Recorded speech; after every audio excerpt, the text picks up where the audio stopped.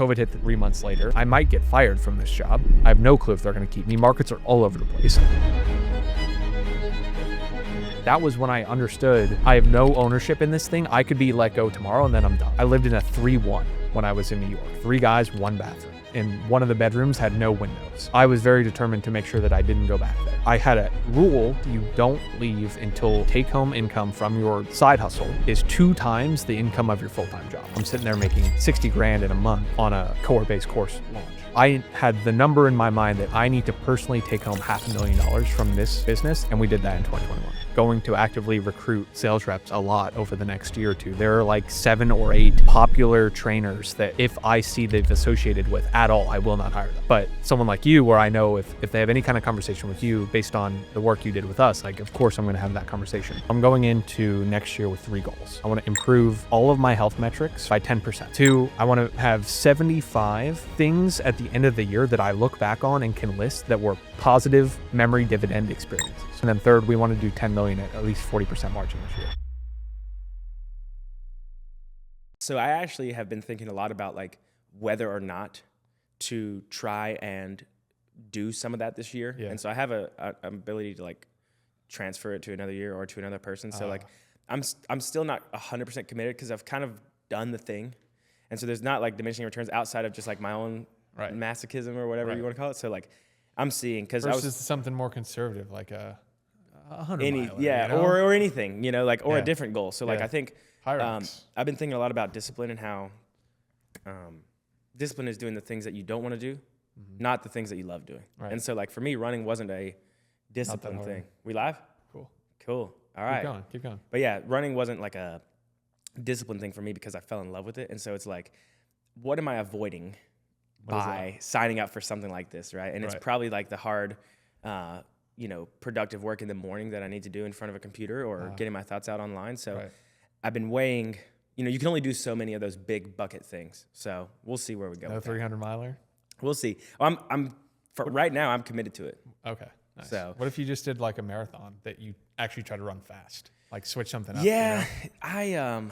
I need to, one thing that I keep running into with my training on that is that I'll try to get going and apply the same type of work ethic to running a fast marathon, but then I'll end up hurting myself because it's so different. So it'll take me a long time to be able to try to adjust it. And so I'm actually doing the Austin Marathon in mid-February. But it's just like a fucking warm-up? It's just, well, actually, I'm hosting it and I'm doing an event around it. Oh, and cool. So I've got 30 guys signed up. For their first one? First marathon. They're all sales professionals. There's like 5 or 6 founders. No way. Yeah, man. So it's going to be like my first marathon, Masogi flavored thing. Okay. I'm really pumped for that. So I just actually sold my first ticket yesterday. Like, because I actually paid for the People's Marathon. So I just went and closed them in person. I'm like, run a marathon, I'll sponsor for you, like, et cetera. And I'll do it for free, even if I lost. Like, I'm down like $5,000 right now on it. But you know your floor. Yeah, even if I don't monetize it or materialize it in that way, I'll enjoy it so much because I love helping people run the first marathon. And it's more about a mechanism of breaking limiting beliefs. So it's not like do a fast one. It's just do a marathon. Okay. And so what I'm going to do is it's on a Sunday. So I'm going to host an event around it, probably like a Friday evening dinner and then like a Saturday, like couple panels, not like business, just like back to back, but like some health and wellness stuff, breath work, cold plunge. I've got my really good friend Kayla, who's she's like the face of Ghost Energy. Oh, cool. So I'm going to have her like sponsor the whole thing and like we're going to spin some stuff up. So that's going to be a lot of fun. And there's a world where I could, try to bring that to life even more. But one thing that I've done recently is I've taken on a couple more top sales guys that aren't on my sales team and helped them with copywriting. And so I've got the guy who he works at selfpublishing.com. Oh, cool. And so not publishing, but self-publishing. They do a lot of cool stuff. They're doing like, I think 8 figures plus, like 10 to 12. Yeah. And the top sales rep, Mike, he's a killer. Nice. And we were talking at a Christmas like event, and he was saying how he was trying to hit his income goals and stuff, and he was the top rep, and he needed a little bit of a push. Yeah. And so I was like, well, I can give you the or die mindset, the end of the month projections thing, which I've found to be super valuable for the top sales rep who's really good at their skill set. They haven't brought they need to or die. Yeah, they need to apply that. Climb the treadmill or Stairmaster at 10:30 p.m. on the last day of the month for 4 hours texting everyone they know. And closing 10 That's deals, right. right? We could probably get into that too. But I wrote him an email. So I told him, I was like, it's something like the marathon mindset applied to sales. And so for the longest time, and you know this, I've been trying to like put those two things together, or at least those are the only two things that I really think about, is like running and now running sales teams. Right.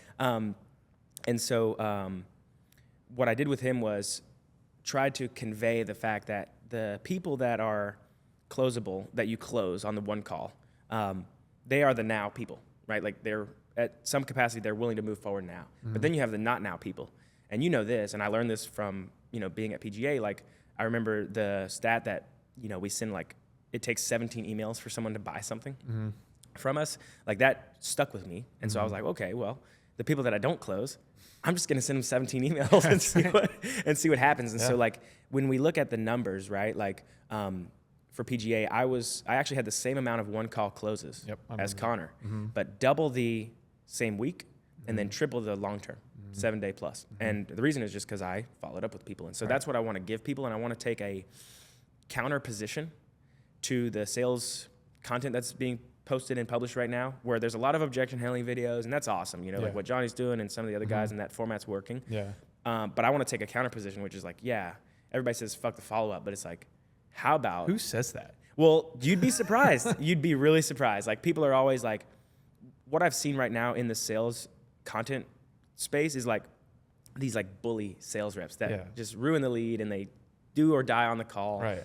Where I took a different approach, where it's like, if you're not going to enroll now, I will get you. Just build a relationship. Yep. And so that's what I'm trying to give. And some of the top guys that they have high agency, they're willing to do the things like, I'm not going to have to babysit them on CRM basics, the basics, and they want to add that extra layer. It's like, just learn copywriting and just send an email every week that resonates, and take a client win and do that. So that's been a lot of fun. Hell yeah. And there's probably a world where I create content that has to do with selling people on the long-term marathon mindset of doing the boring thing. Accumulating pipeline. Correct. Yeah. So increasing probability of each person. 100%, man. Yeah, that's what I think a lot of people will get wrong, is that they don't understand that their overall throughput is just the sum of how many people they can get closer to buying.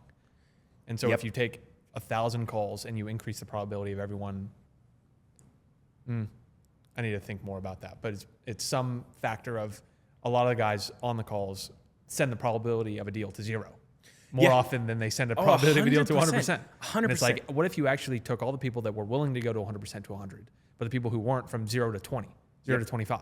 It's, if you sum that, and you'd have to like do the actual equation of this, but the expected value of all of your deals goes up tremendously. Yeah, and to make it like simpler in the sense that how I think about it, right, is like a lot of people don't track their follow-up show rate or their follow-up closes. And that's one thing going into the new year that I want to really build out. And like, we built that in like 23 with you guys, because I didn't know. It's like, all right, we're counting closes as just enrollments over shows, right? But what is the actual one call close rate versus pipeline close rate? And so if you take, let's say you have a 30% close rate, right? And the way I think about it is that means you have a 70% no close rate. And if you can just, we talk a lot about this, where if you want to raise the scheduled calls, you can do that. Raise the calls that show up, so you can increase the show rate to increase the throughput. You increase the offers, you can increase the closes. And how do you increase the closes? You either get better on call, or you do that discretionary effort afterwards, and you can net an extra 2 to 3 deals per month, which is thousands of dollars. And for the company, it's a ton of revenue just by doing this. And the thing that makes me excited about the high ticket space and coaching in general is that it's so easy to win. And I don't mean easy to win in the sense that like getting to these higher revenue thresholds is easy, but compared to the lay person that's in the industry, like they're just super lazy, entitled, etc. So like, despite people, whatever thoughts they have on the industry itself, like I just know that it's there for the taking for the person who's willing to work hard. Yeah, the ironic part is, as someone who is going to actively recruit sales reps a lot over the next year or two, there are like 7 or 8 popular trainers that if I see they've associated with at all, I will not hire them. Really? But someone like you, where I know if they have any kind of conversation with you based on the work you did with us, like, of course I'm going to have that conversation.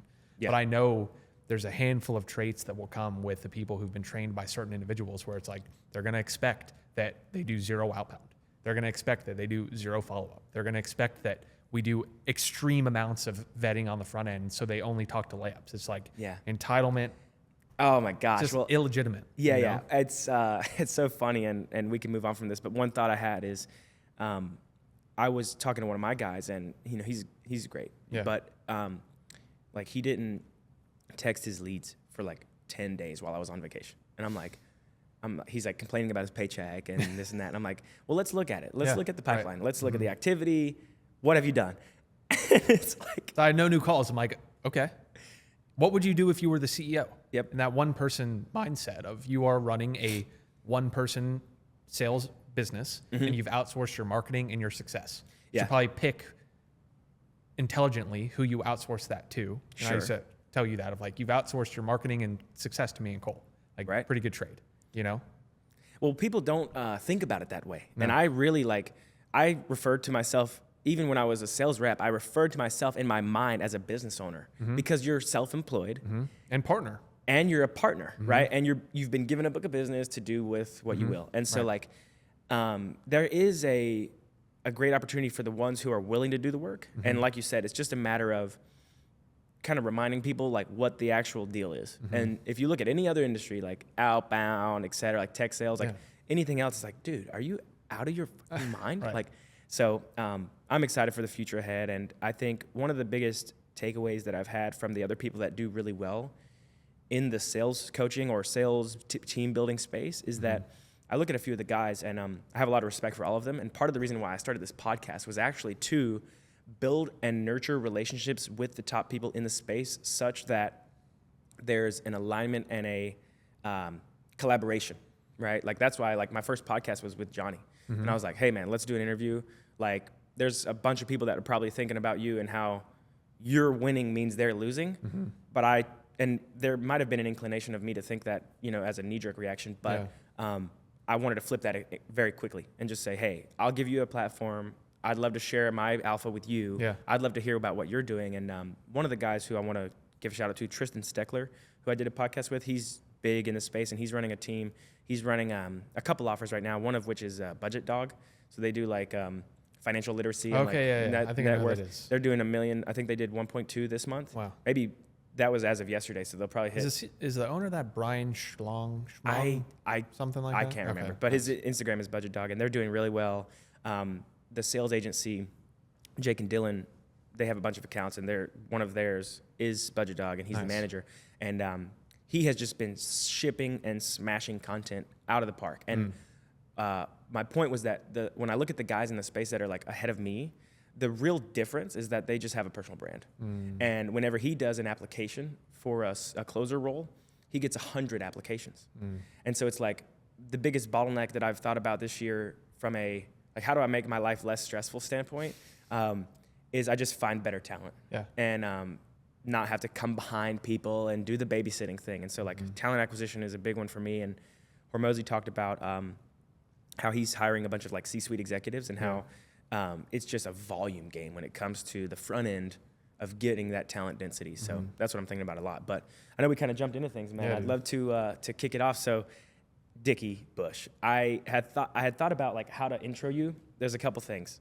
My big brother, my mentor. I've been in the field with you for 5,000 hours working together, you know, over the last two and a half years. And you are the person that has done the most for me when it comes to business and arguably in my personal life too. We've had probably 50 direct one-on-one, you know, mentorship sessions and daily sales meetings for 2 years. And I just want to give you your flowers by saying thank you so much for everything you've done for me. And like I've went and worked with a bunch of other people now because I left the company in March and we're getting ready to partner back up going into 2026. But I have yet to find someone as a founder who is as obsessed and willing to do the things that are required. And what I mean by that is like your systems thinking, and we can talk about bottleneck analysis and all that. Like I have yet to find anyone else who comes close to that level. And it just makes me excited to get back in the field with you, man. So thanks for coming on the pod. Well, dude, I'm pumped. And I woke up, I went to bed last night just thinking of how excited I was to chat with you on a non-personal one-on-one basis. Because, yeah, like you said, 50 one-on-one calls. Are you still recording those? I've got them all. I'll probably do some sort of like analysis, and I had thought like maybe I could have done that ahead of time and like shared some of the insights, but I'll write a thread on it and we can give that to the world too. But a lot of it is just me being frantically overwhelmed and you coaching me upwards. So well, we've come a long way from your Loom video, dude. The story of Tristan being hired. We were hiring our first sales reps.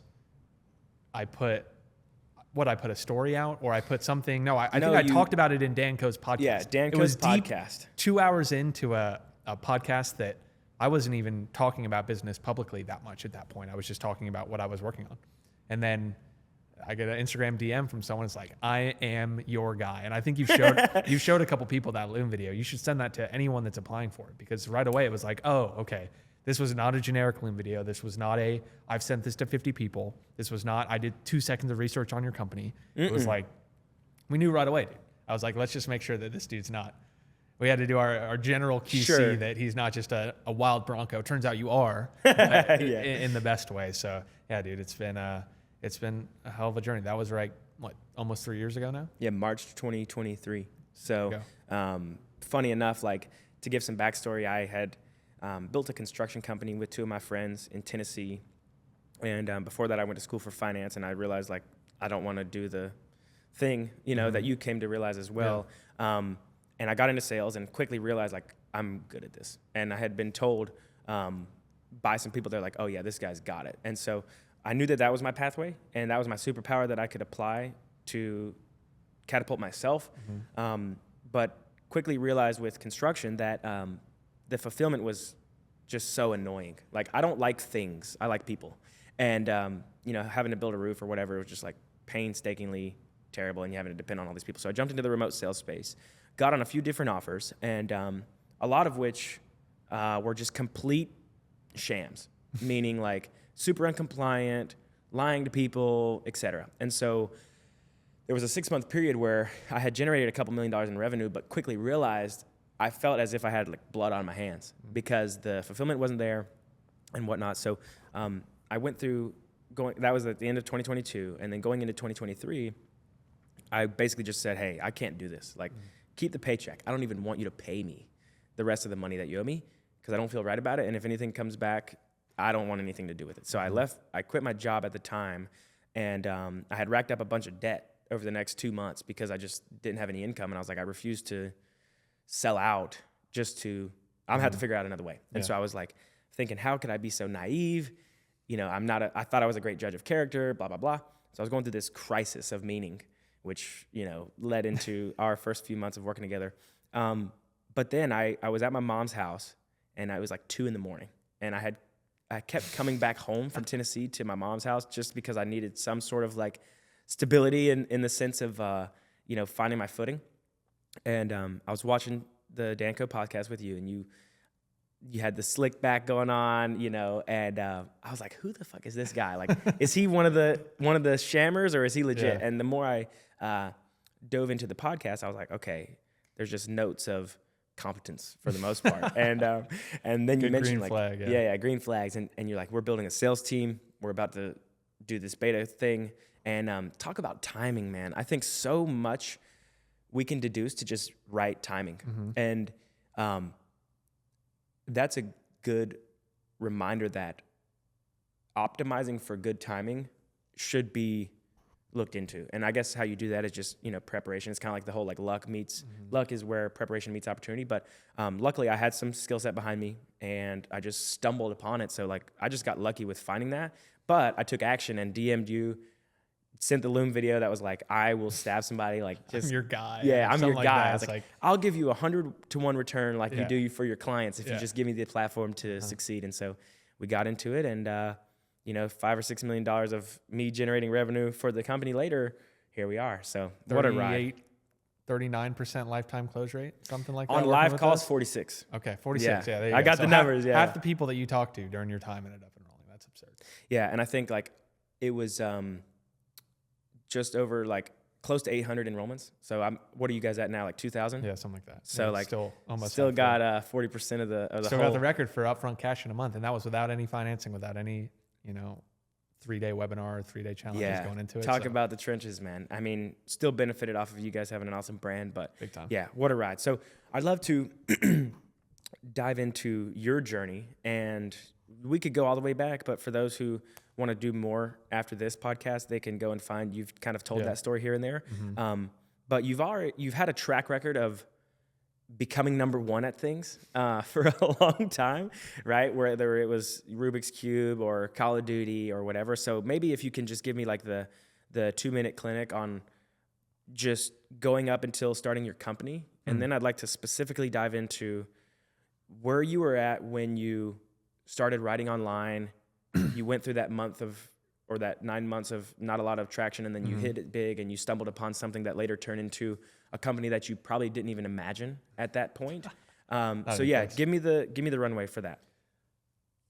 I'll start with what you referenced about Rubik's Cube, Call of Duty. I had a handful of things from the age of 5 to now, but that all had about 2 or 3 years of that was the only thing I thought about basically the entire day.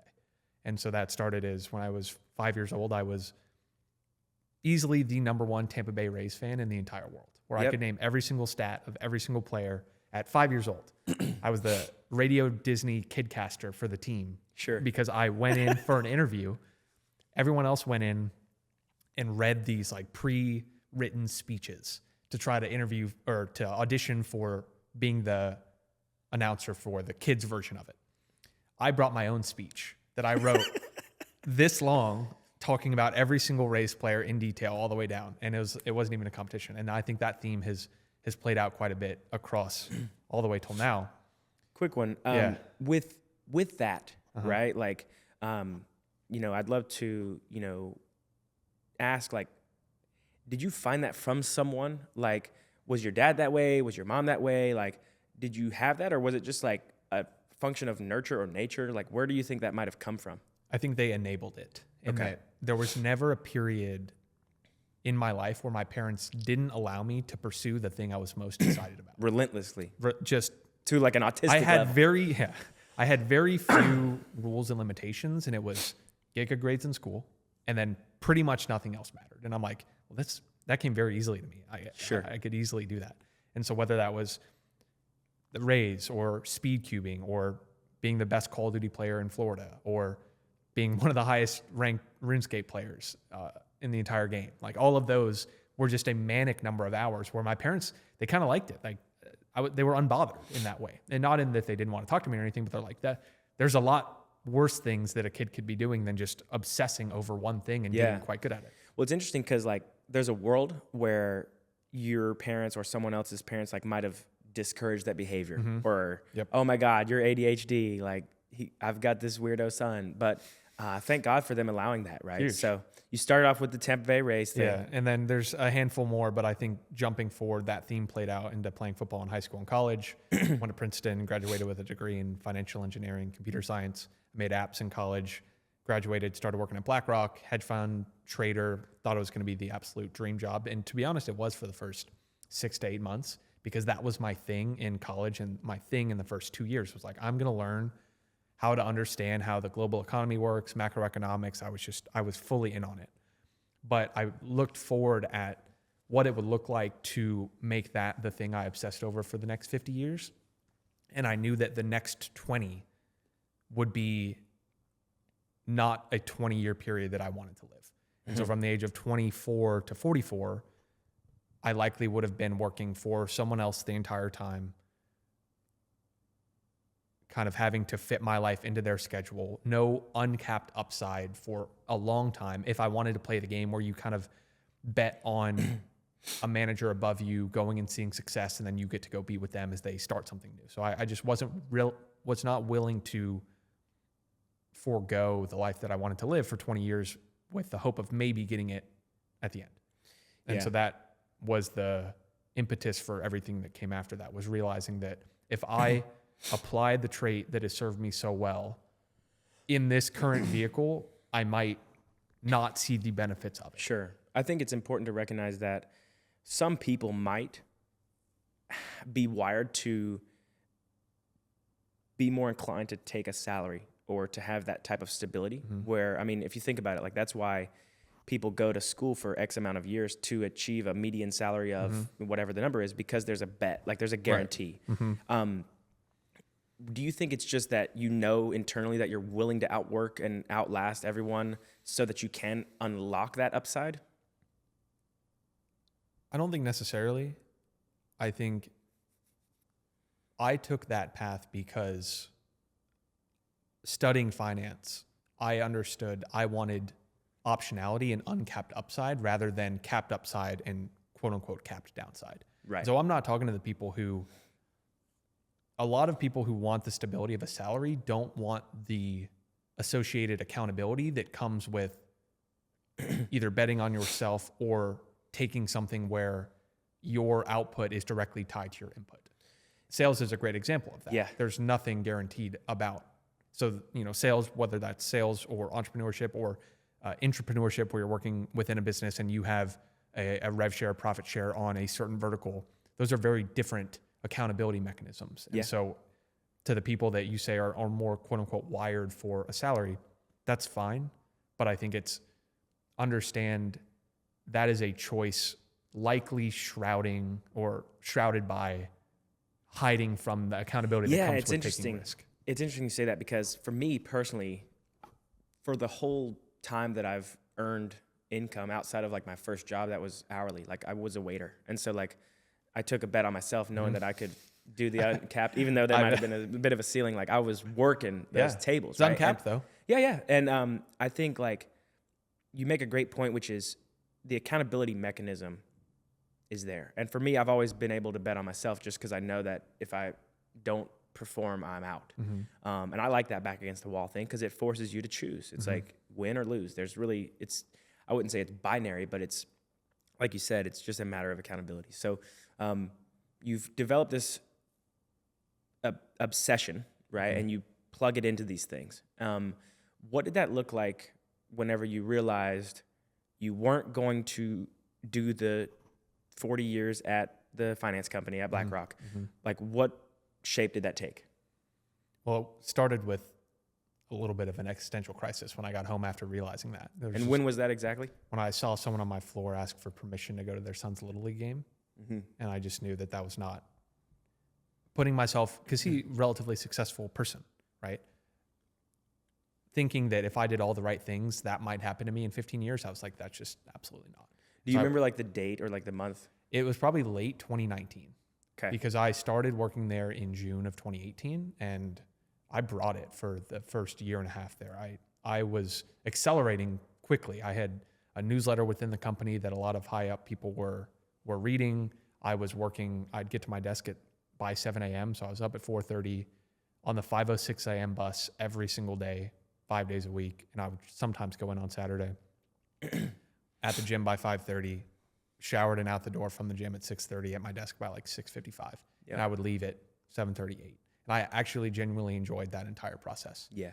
But when I realized that was not going to serve me to the extent that I wanted it to, it was a little bit, I got home, I was like, okay, I'm not going to quit immediately because that would be silly. There's going back to the salary thing, I could dramatically scale down the amount of work that I was doing while still maintaining status quo, the salary and the idea that I was doing a good job. I could understand, okay, what are the things that if I do, they will think that I'm producing at whatever level. Sure. So this was 2019. This was pre-COVID. I was still working in an office. And when 2020 came around, I was like, okay, what can I do that would potentially expose me to new opportunities without necessarily pursuing them? And so I went on to start a newsletter. I'm reading all these personal development books. I have started this internal newsletter in the company that I didn't even really know there was this big industry and world around of writing on the internet and getting distribution and things like that. There was someone at the firm who was doing it that I didn't think they were doing a great job. They were sending like a morning update and I was like, this could be better. What if it included a link to a cool podcast or a link to a cool article or summarize the data from the month? And so I started sending that out and I added everyone in my company that started at the same time as me. I just like looked up everyone's email and bulk added them and sent it and was like, hey, if you want to stay on, reply and I'll keep you on. And then I kept everyone on that replied. That started to grow by word of mouth. And then I realized, why am I doing this and finding new opportunities within this company when I could do this to the entire scale of the internet and then see all the opportunities that came from that? Yeah. Real quick. So I am not going to ask you for your best books, right? But what were some of those early light bulb moments? Were there any books? I mean, I know you're a big Tim Ferriss fan, and like I've been really enjoying his stuff as of late. But like, walk me through anything that stuck up above the median that kind of like motivated you in that way. Like, were there creators or anybody that was like kind of exposed you to that even more? Like for me, there was a book, The Compound Effect, where it talks about like turn your car into a university and how there's like the guy who does this little thing, and then 18 months later, he's fat and divorced. And then that was a big shift for me. And I started taking things a lot more seriously. Were there any assets or things that kind of sparked a light bulb? I'll name one that I don't think a lot of people will guess, and it's a book by Wall Street Playboys back in the day called Efficiency. And in terms of niching down and finding an avatar, they spoke to one person. It was the 20 to 25-year-old that just started working on Wall Street, that they needed to understand that Wall Street was not the end game. That was the thing that lets you play the other end games, which their entire thing was around e-commerce and copywriting, and back in the day it was affiliate marketing and things like that. And I read that book like it was my Bible, where it talked about, here's how you need to work out. Here's how you need to segment your day to work on your full-time thing and then come home and immediately work on your side thing and have the side thing in the morning, and then how to disguise your computer at work so you could read about the thing you were really interested in, but have always an Excel sheet up on the right-hand side that always made it look like you were working. Like, they had prescriptive stuff for me. And that was a foundational book that then kind of led me down the rabbit holes of like, all right, let me make sure I'm taking care of myself. And so certain health and fitness ones, and we don't need to go super in depth in that, but that was an entire part of my journey, was going from weighing 280 pounds in college down to 185 at my low and like 200 now. Well, if we can just take a quick stop on that, right? Like, one of the things I was thinking about kind of shedding some light on was the fact that you were overweight, drinking beers, and like not the Dickie that we see today. That book gave you a model for that. And I'm sure other things too, right? But like, when you were applying this, I need to change my situation thing to your career, I think a lot about how if you're going to 10x one part of your life, you can't not 10x some of the other things. And so the existential crisis happened. Was it a parallel where you were working on yourself and your fitness and your health while trying to create a pathway out of Wall Street? No, the sequence happened in reverse. So let's just put a pin in, let's talk the weight loss stuff, how that was connected back to the books, back to the aha moment. So we can make sure we're keeping track of the stack here. The fitness thing happened right when I stopped playing football. It was like, I'm 280 pounds. I'm a senior in college. I'm 18 years old. I'm either going to 380 or I'm going to 180. And there's no in between here, because I'm either going to stop eating the amount I was doing to maintain this weight and also stop working out, or I need to fix both those things. Luckily, I went the right direction.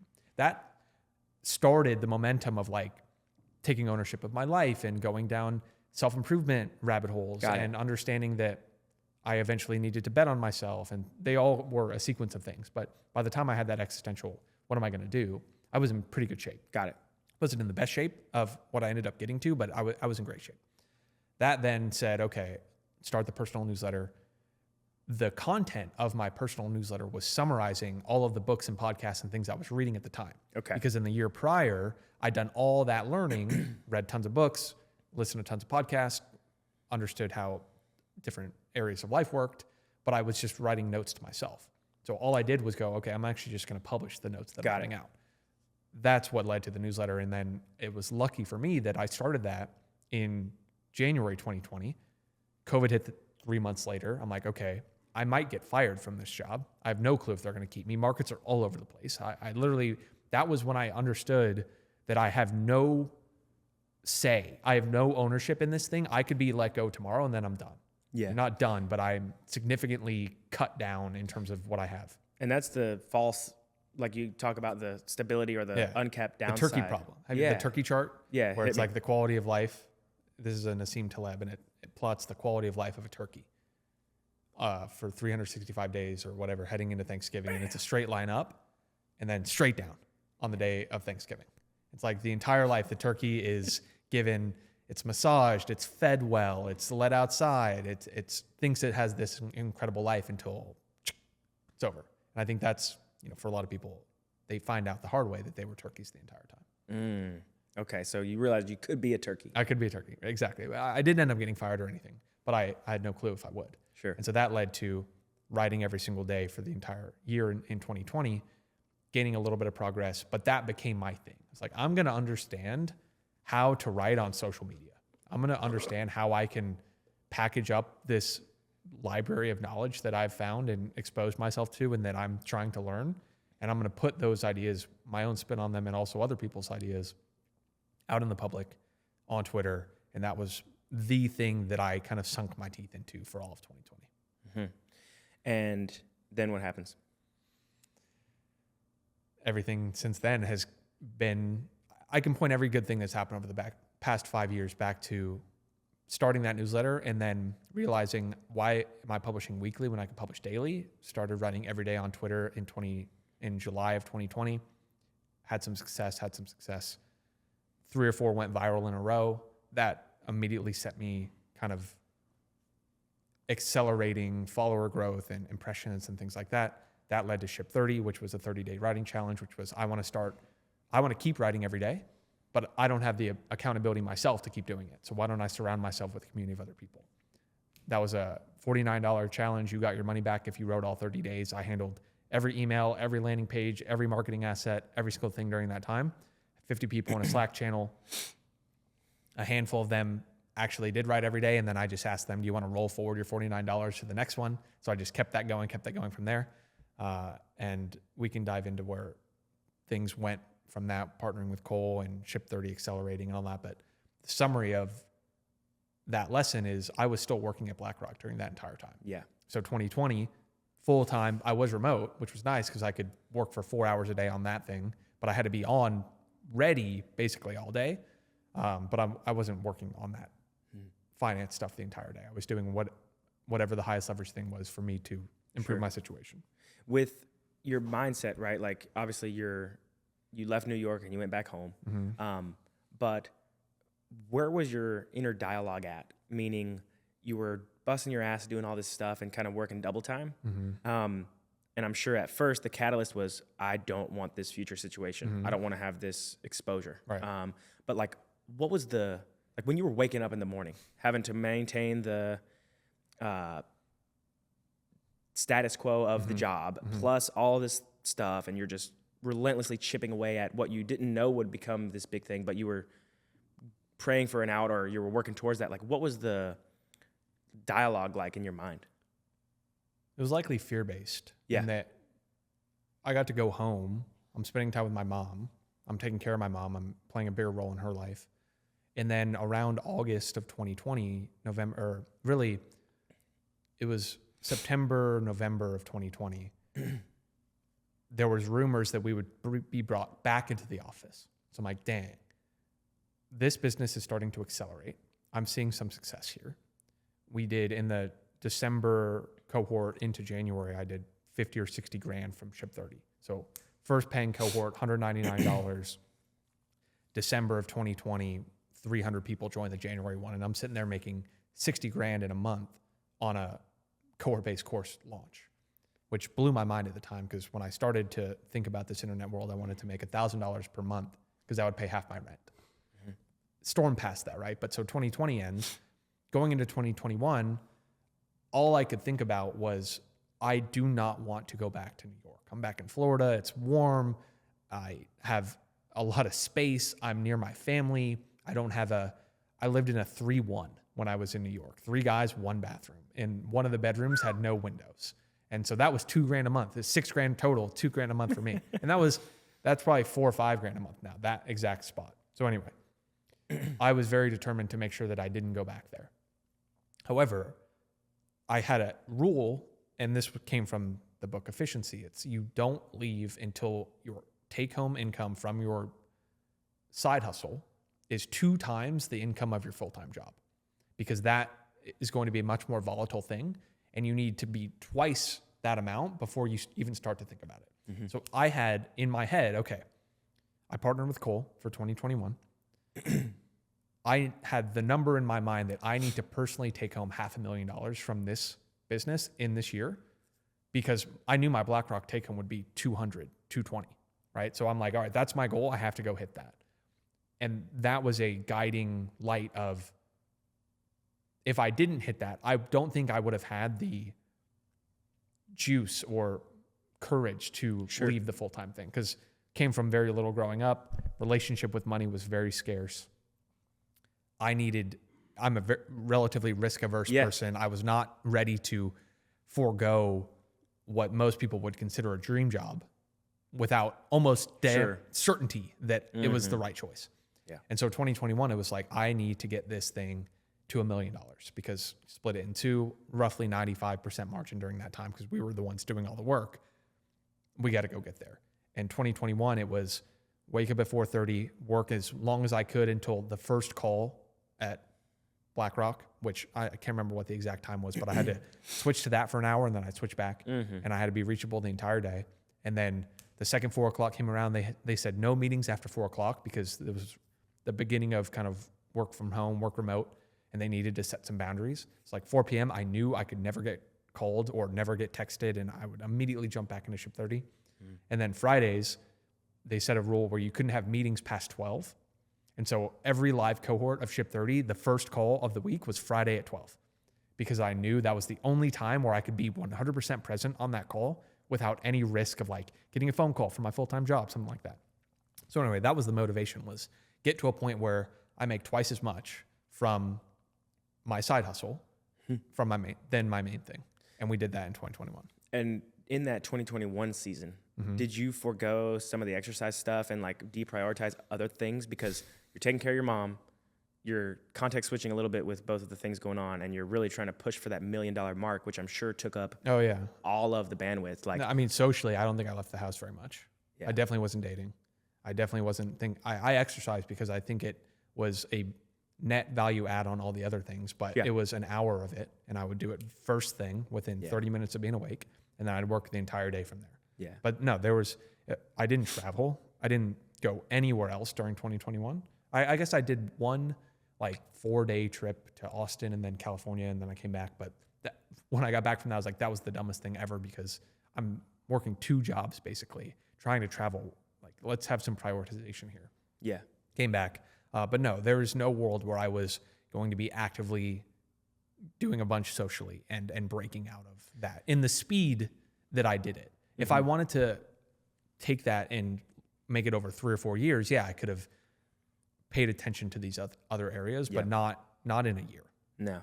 And there was an accelerated deadline because of the fact that there was so much ambiguity with what was going to happen and the whole we're going to have to return home thing. So that just allowed you to take the bet of, I'm going to forego all this other stuff and just go all in on this. Right. And then there comes the obsessive, nature of how you approach things. Right. I think a lot of people forget, and this is basically just a lesson to myself, where it's like, you can have anything, but you can't have everything.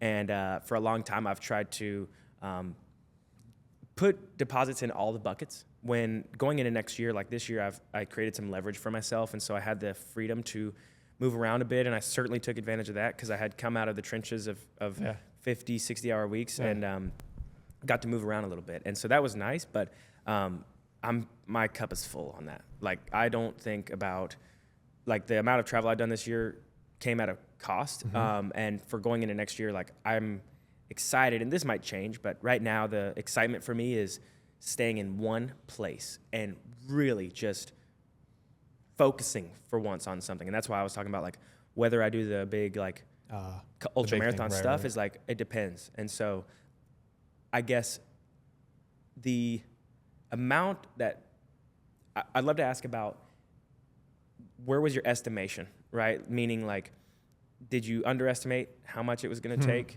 Because a lot of people do, and this is a you theme and a Homsiism, where it's like, it's probably gonna take way longer than you think. It's gonna be way harder, and there's gonna be more sacrifice. Like, where was your estimation compared to how it actually played out? And for a lot of it, I'm sure you were surprised pleasantly by how well it did, and you caught fire, and you had the timing and all those things. So you got lucky in some of those areas, but you capitalized. So like, where was your mind at as far as the estimation goes? Certainly naive in that I had no clue how much effort it would take, and I had no clue what the potential reward was, and I think that was a massive benefit. Where if you had told me at any year of business, at the end of the year, if you stacked up every single task that I did at the beginning of the year, or fast forward to the end, for example, this year, or the year prior, take every task that I ever put in my to-do list, every meeting, and you just stacked it on a list, and it was like, here's your mountain of work for the year, and here's what you're going to feel throughout that. I don't think I would not wade into that ocean. I would look at that mountain, or I would not try to climb that mountain. I would look at that and go, no, just no way.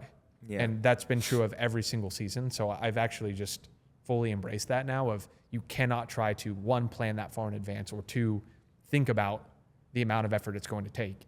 It's probably better to just overestimate and say it's going to be very difficult, but I don't know what it's going to be. So what do I know? Well, I know what I can work on today. Yep. And I know I can probably work for about 4 legitimate focused hours today. Yep. And I can probably do the highest leverage thing during those 4 hours today. And everything else, you could fixate on how much effort that's going to take, or you can just think about today.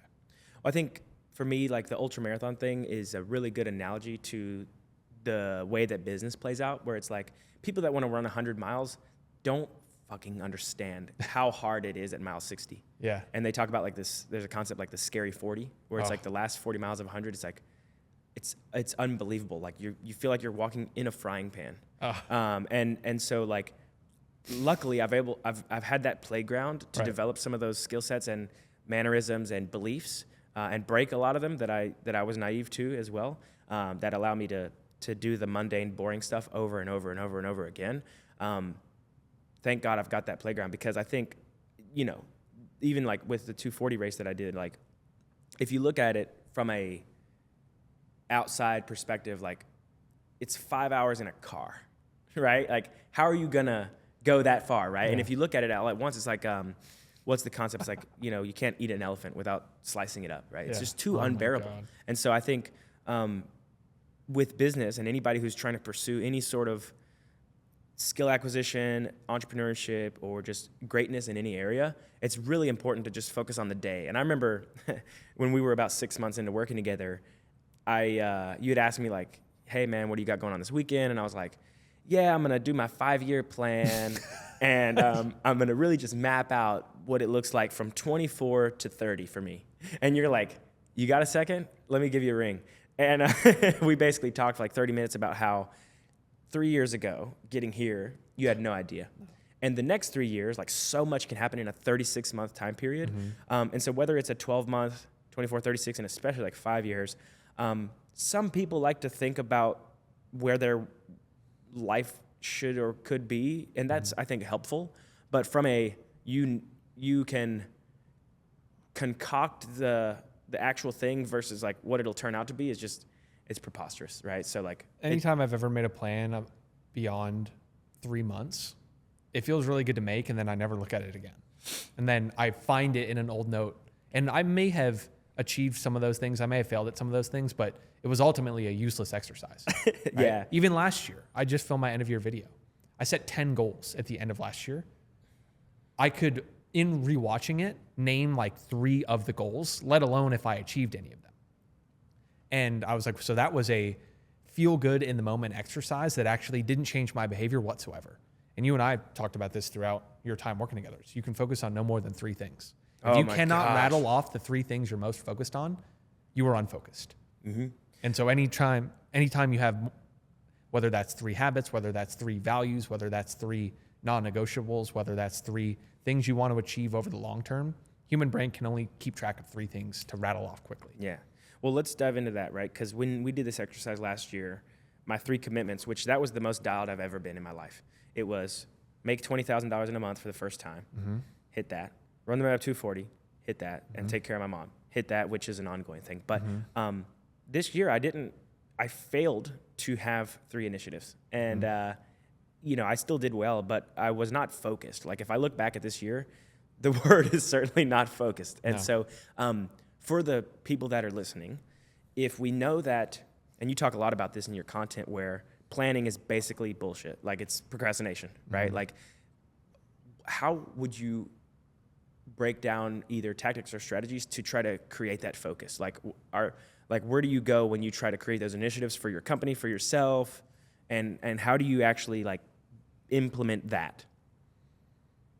Well, I just did this at the end of the year. And so I'm going into next year with 3 goals. I want to improve all of my health metrics from my end of year test this year by 10%. Okay. That's an extremely achievable, if I'm sitting here in a year at age 30, 10% better than I was on my resting heart rate, my HRV, my mile time, my 10-mile time, all of those. Not so intimidating that there's no way I can do it, and not so low that it's going to cause me to slack off. So that's 1.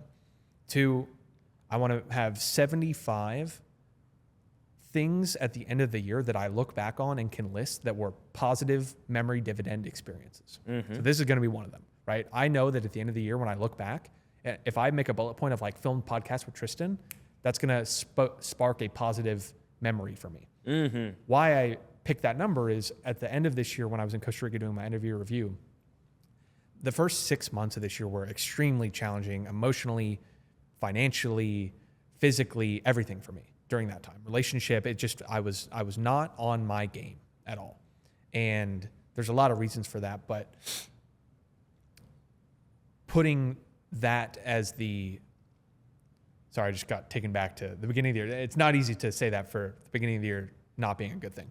But I started journaling on those 6 months and I got into this negative headspace, and you just saw like that kind of flash before my eyes for a second.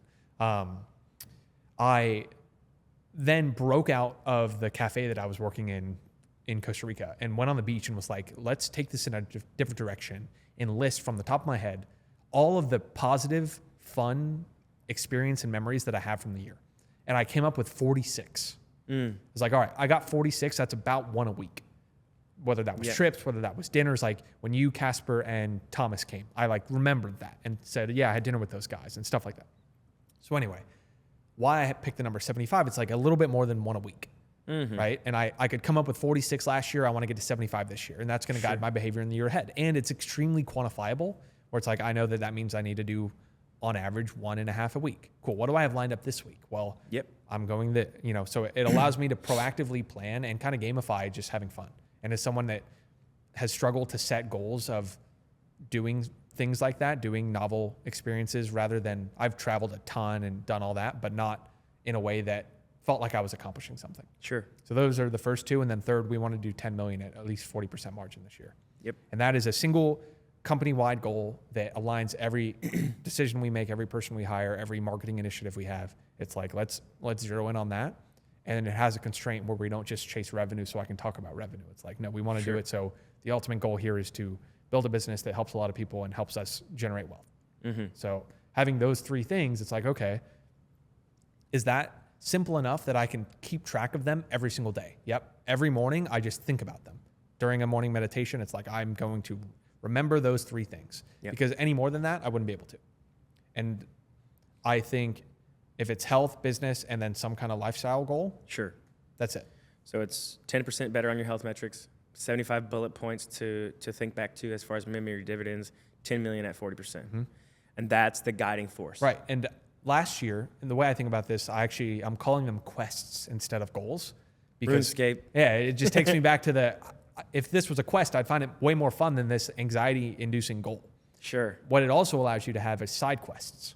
So I have 3 main quests and then an unlimited list of side quests, which are completely optional, challenging but fun, and pure upside if I do them. So at the end of the year, I will not evaluate that list for did I complete them or not. Yep.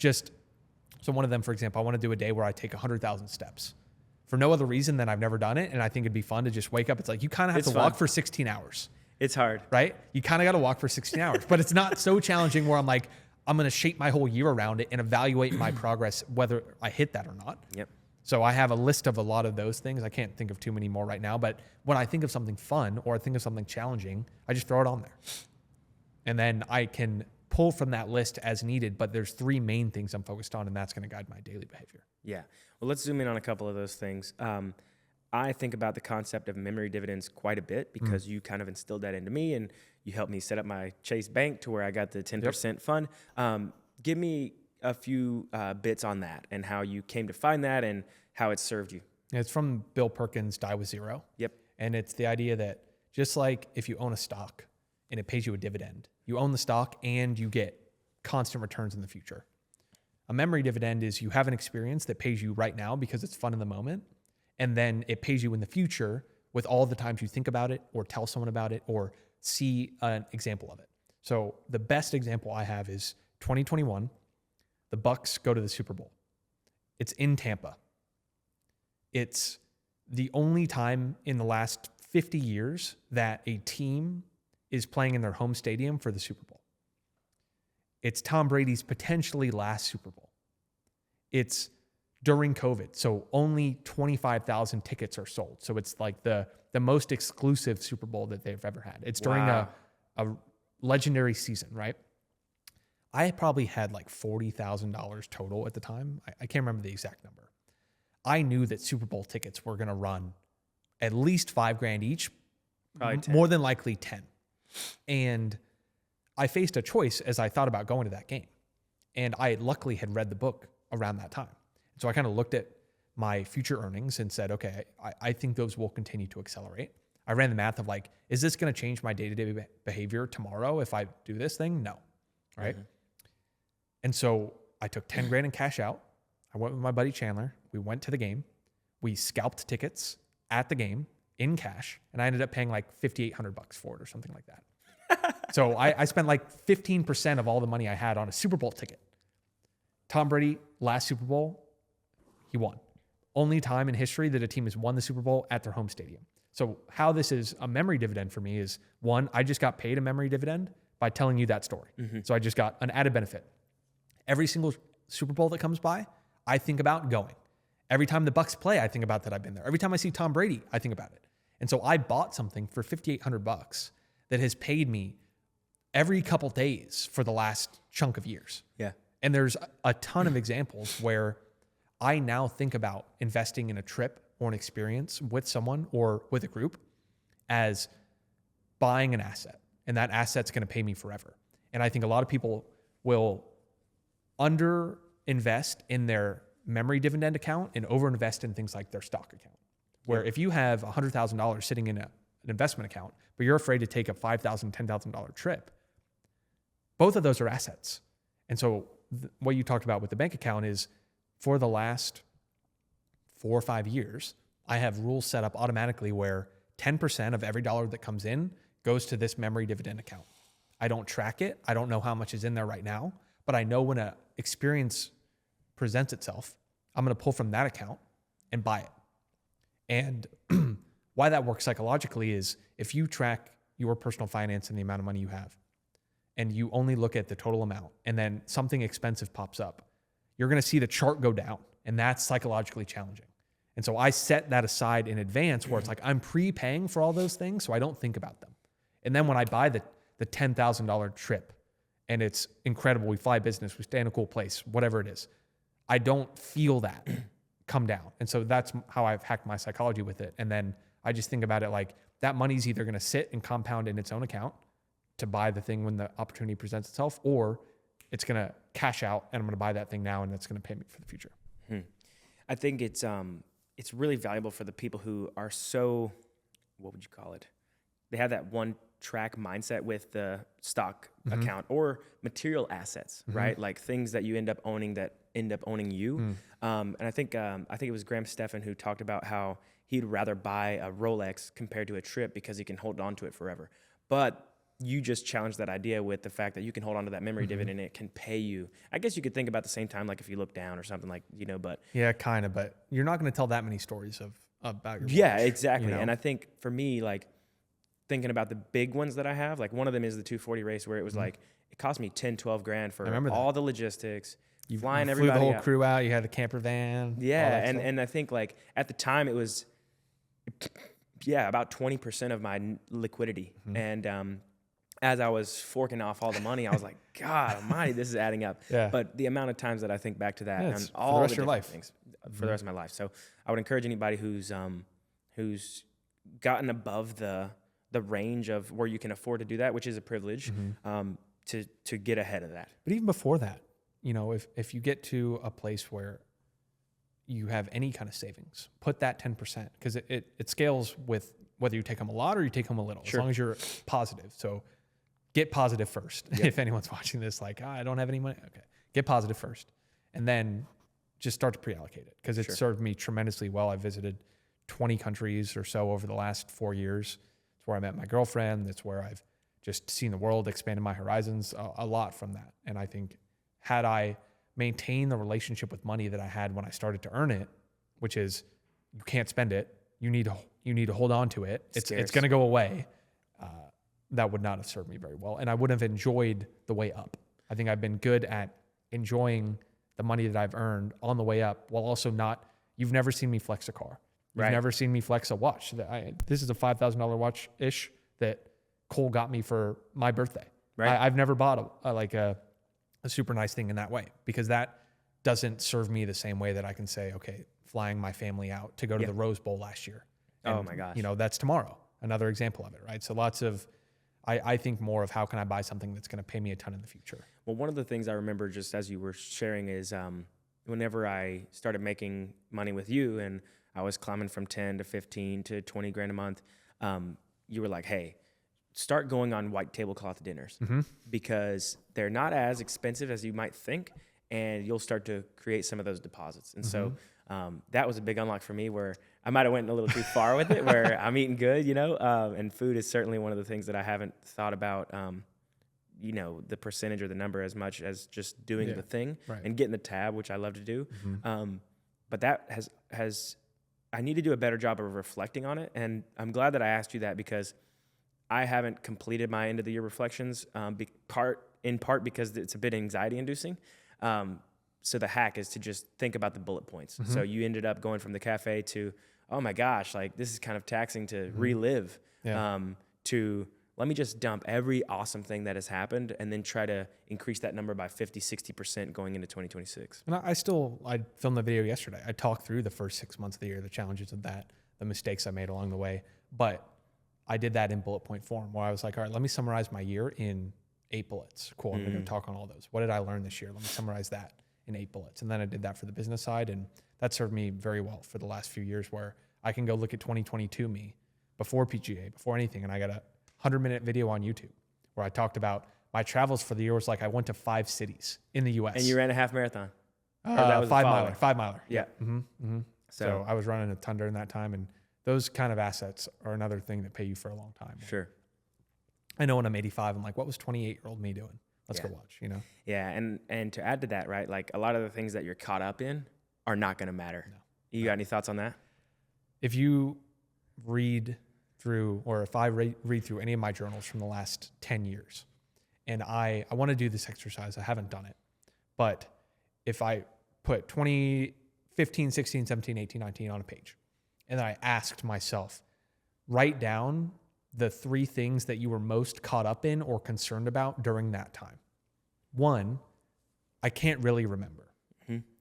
2, the things I do remember, if I cross-reference that with my actual journal, there will be no overlap. Where if you zoom in on a random July in 2017, I couldn't tell you what I was worried about. And if I try to guess, I'd go in and it'd be something so unbelievably insignificant that taking that into the present moment, I can understand most of the things current me is caught up in. Future me is like, dude, I cannot believe you were worried about that. It did not matter at all. And I'm not perfect with that, but I think I could have done a better job this year of recognizing that 5 year in the future me, even 1 year in the future me.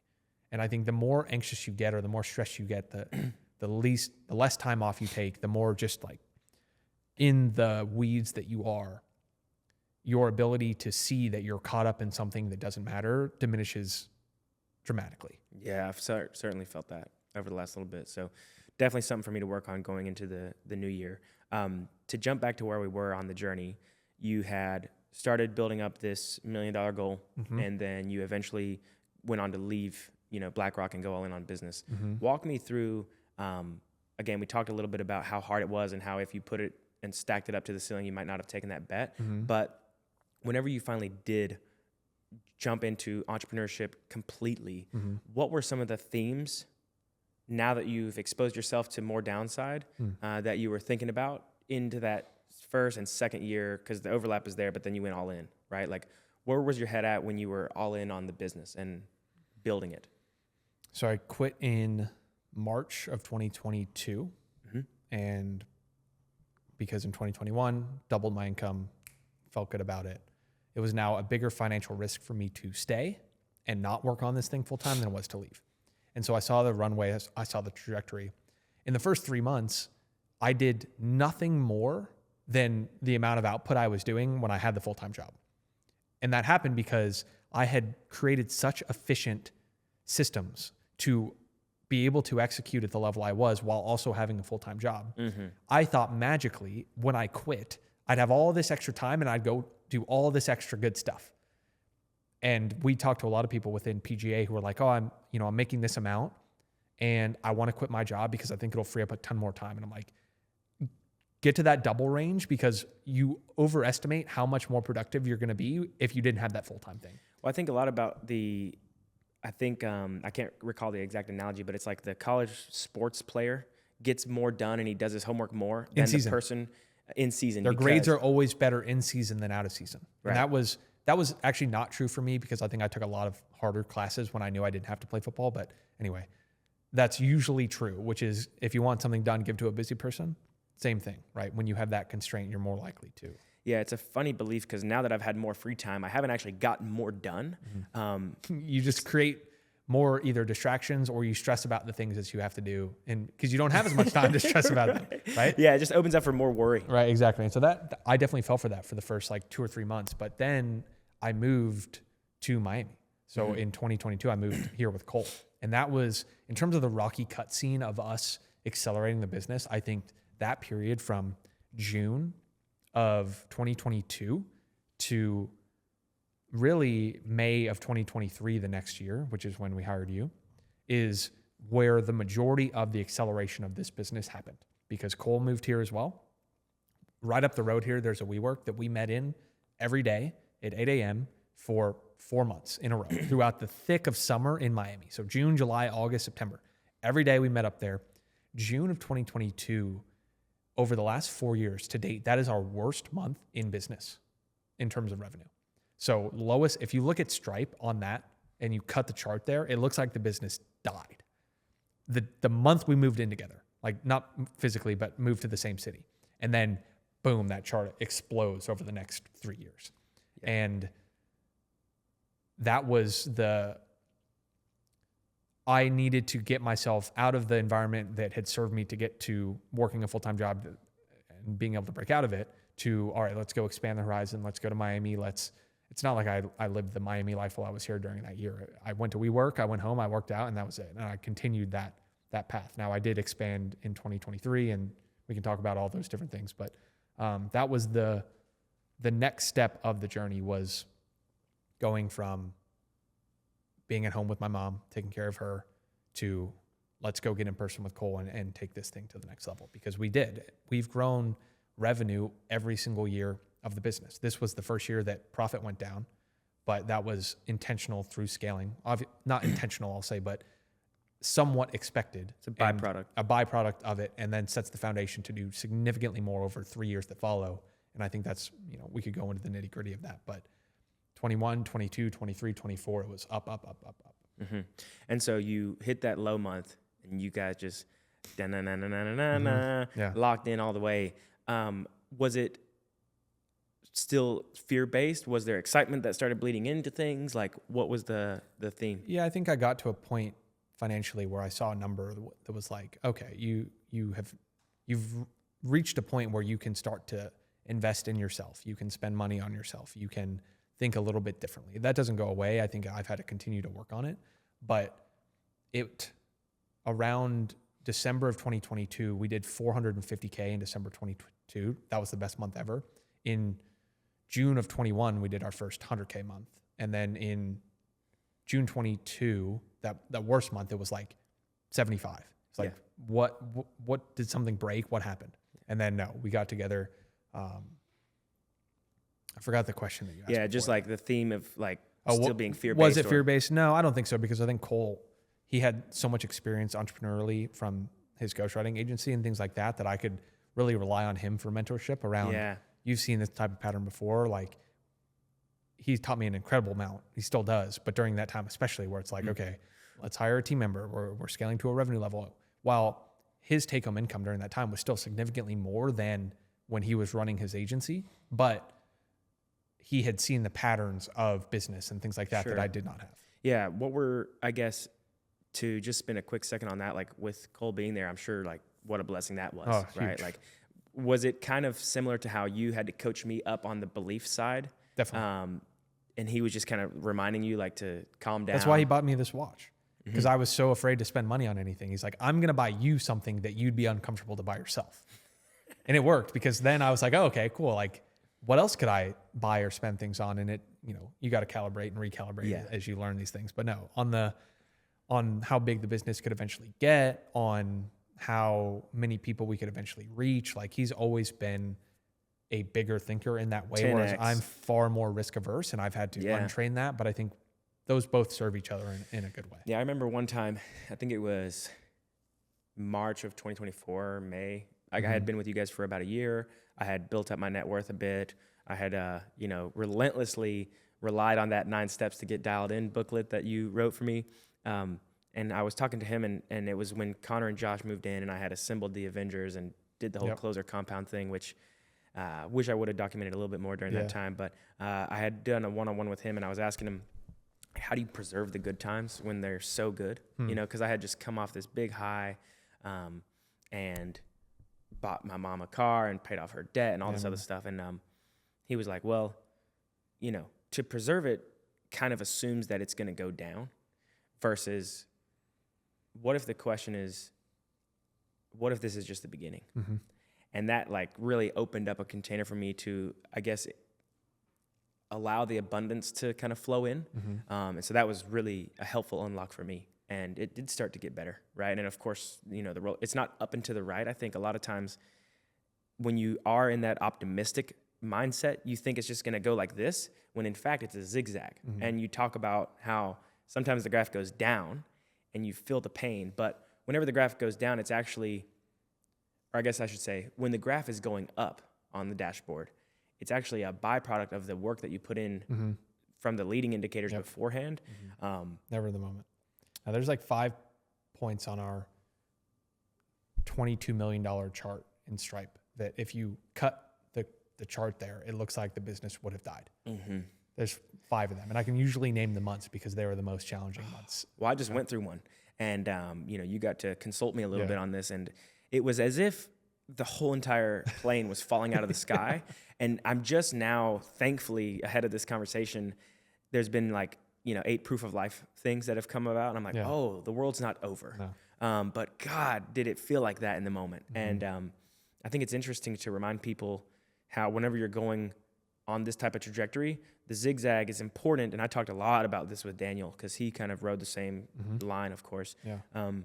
How like you have to remind yourself that even if it's going down, that's par for the course. And expand your measurement horizon too. So if you've had a bad month, look at your last 3. If you had a bad last 3, obviously take the actions necessary to improve it, but zoom out a little bit. And we've talked plenty about, usually if you're stressed about something small, you need to zoom out. And if you're stressed about something big, you should zoom in.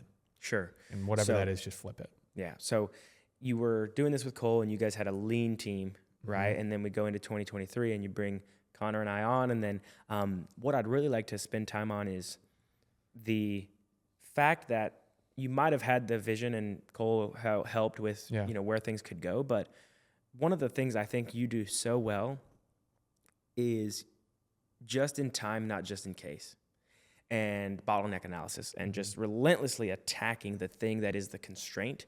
And that might have to do with some of your finance background or wherever that is pulled from. But maybe and you already did a talk on this, which I'm not sure if it's public or Yeah, not. it is. But It's on my YouTube. Yeah, Okay. it's called like the goal achieving hack. I wish I knew or something, but Sure. I might rename it. But yeah, it's a big keynote. Yeah. So with that, maybe just give me a couple bits on how you think about solving the problems as they arise and what that took shape in when it went into 2023 and 2024, like scale, hire, delegate, things like that. Like, how do you think about bottleneck analysis now that you've had a couple years of management and allocation under your belt, more so than just like a two-man crew? There's a couple points on that. So when you have a leaner team, it's far easier to attack the bottleneck because the number of people you have to communicate the priority to is far smaller. And so as we've gone to 30 people now, when I spot a bottleneck, I have to be extremely certain that that's the right thing to deploy effort onto, because the opportunity cost of deploying that many people on the wrong thing is massive. And the opportunity cost of doing that in a way that you then have to backtrack is massive, right? Versus, hey, if I make a mistake in my analysis with a team of 4, it's like I come in tomorrow and it's like, hey guys, sorry, it's actually this thing. But now if I pick the wrong marketing initiative or the wrong price change or whatever thing that I think is the current constraint of the business and attack it, I have to spend far more time thinking about what that is and making sure it's right before I rally the troops around it. The benefit of that is when you pick the right thing and you deploy a ton of leverage onto it, your good judgment is magnified tremendously. Sure. So it's a double-edged sword, right? If I do it on the wrong thing, and I was wrong on plenty of things this year in terms of my hypothesis on what the thing we needed to build or do to get us to the next level. Yeah. And how that connects to my end of year review is I had significantly less time where I zoomed out completely, got away from the day-to-day in Slack, the day-to-day managing a sales team, the day-to-day having whatever emotional conversation of the day with a team member, that my judgment was not as clear as in years past. And one of my big lessons on the business front this year is as you scale, your job changes from purely how to a lot more what, where you need to figure out what to work on more than how to do something. Yeah, Homsi, I watched some of his end of the year review, and it was a lot about how for the first time in his life, he has kind of met a lot of the financial goals, and he can zoom out a bit where he's going to build his life and let the business fill the cracks. And he talks about how, and you can, as you were listing some of the beginning stuff out, I was thinking about how you've been rewarded for the obsession. You've been rewarded for the 14-hour day, right? And that's actually reinforced the behavior, and therefore strengthens the feedback loop. And you're actually perfectly capable of tapping into that. When I think maybe now as a founder, like you said, it's the what, not the how, right? And so it's interesting because whenever we were shipping things, it was just like violently picking something, allocation, execution, overstepping a lot, right? And there's plenty of examples of that, but it's interesting to see how at scale, the double-edged sword becomes a lot more sharp. And I'd love to maybe unpack some of the, journey from that to now, where some of the things top of mind for you, like what have you, and, we started working together, we did a bunch of awesome stuff, which, was so much fun, man. Oh my gosh, how fun was it to build from the ground? And I think Temple, who mentored me through 8-Figure Boardroom for a while, reminded me constantly about not taking that time period for granted because it was so simple. Yeah. And I remember one of our powerful one-on-ones was where at the end of last year, you had actually had a very taxing season where you had the big house and it was difficult to manage and the family stuff, and you were taking care of everybody. And you were like, we just logged on, and for the very first time, I thought this might actually be a session about you instead of me. And you're like, man, you probably don't believe it when I say it, but I would kill to just have your setup, and just worry about the things that you're worried about versus all this like grandiose allocation and stuff. And so, what are some of the things top of mind for you that you've emerged with after this hibernation period? What are the big ones? 2 or 3 days in, I realized the number one thing I need to emerge from this time off with is preventing the feeling of needing this much time off ever again. So in the first 2 or 3 days there, I pulled up a giant calendar on the year and I was like, what am I going to block right now such that I never have to make the decision again. Do I have time on the calendar to recharge, to zoom out, to think, to let my brain rest, whatever it is I need, I'm going to block that time in advance. And I spent the whole first day like, all right, well, if we do challenges during this time and a webinar on this day and team meetings on this day, how can I communicate with this person? And I put birthdays on the calendar. I was like, I will not go another year. So I had 345 days this year of Slack desktop usage. So I went in the charts. It was like 14,000 Slack messages, which is on average like 50 a day, something like that. 50 Slack messages per day over 350 days. So that's including weekends, desktop, not just on my phone, like logged in on the computer, checking dashboards, things like that. That was a symptom of the travel I did at the beginning of the year, where I dealt with so many logistics. I dealt with so many new habits and routines I had to go form, figure out how Mexico worked, figure out how Argentina worked. When I moved to Miami and I bought a condo, I had to figure out where I was going to live, what I was going to do. Then we went to Amsterdam. Too much time spent on non-work things that I compensated with, like, when I am working, I'm just going to sit here and like make sure I'm doing these things. Mm-hmm. I'm like moving something forward in some way. That ultimately meant I spent too much time with too many different people working on potentially the wrong thing, or not taking the skill of relentless focus and bottleneck analysis and actually working on the most important thing. So that was my first step when I got there. It was like, I will not make this mistake again. So in the new year, it's like at least one Friday a month, completely off Slack. Completely, it's blocked. Everyone knows it. I have another 3-day weekend at some point where I maybe go travel somewhere or reset my perspective. One 10-day trip per quarter where it's from a Tuesday all the way to the following Sunday. So 1 week and then another week, I'm off the grid. I'm just reviewing things that we're doing, because that work becomes far more important with 30 employees doing upwards of $1 million a month. And whether or not I spend that whole time working will be a function of how I'm feeling at the time. But I'm going to block that in advance. And that was like, I achieved that outcome of clarity on the year ahead, or at least the quarter ahead of how I was going to do that.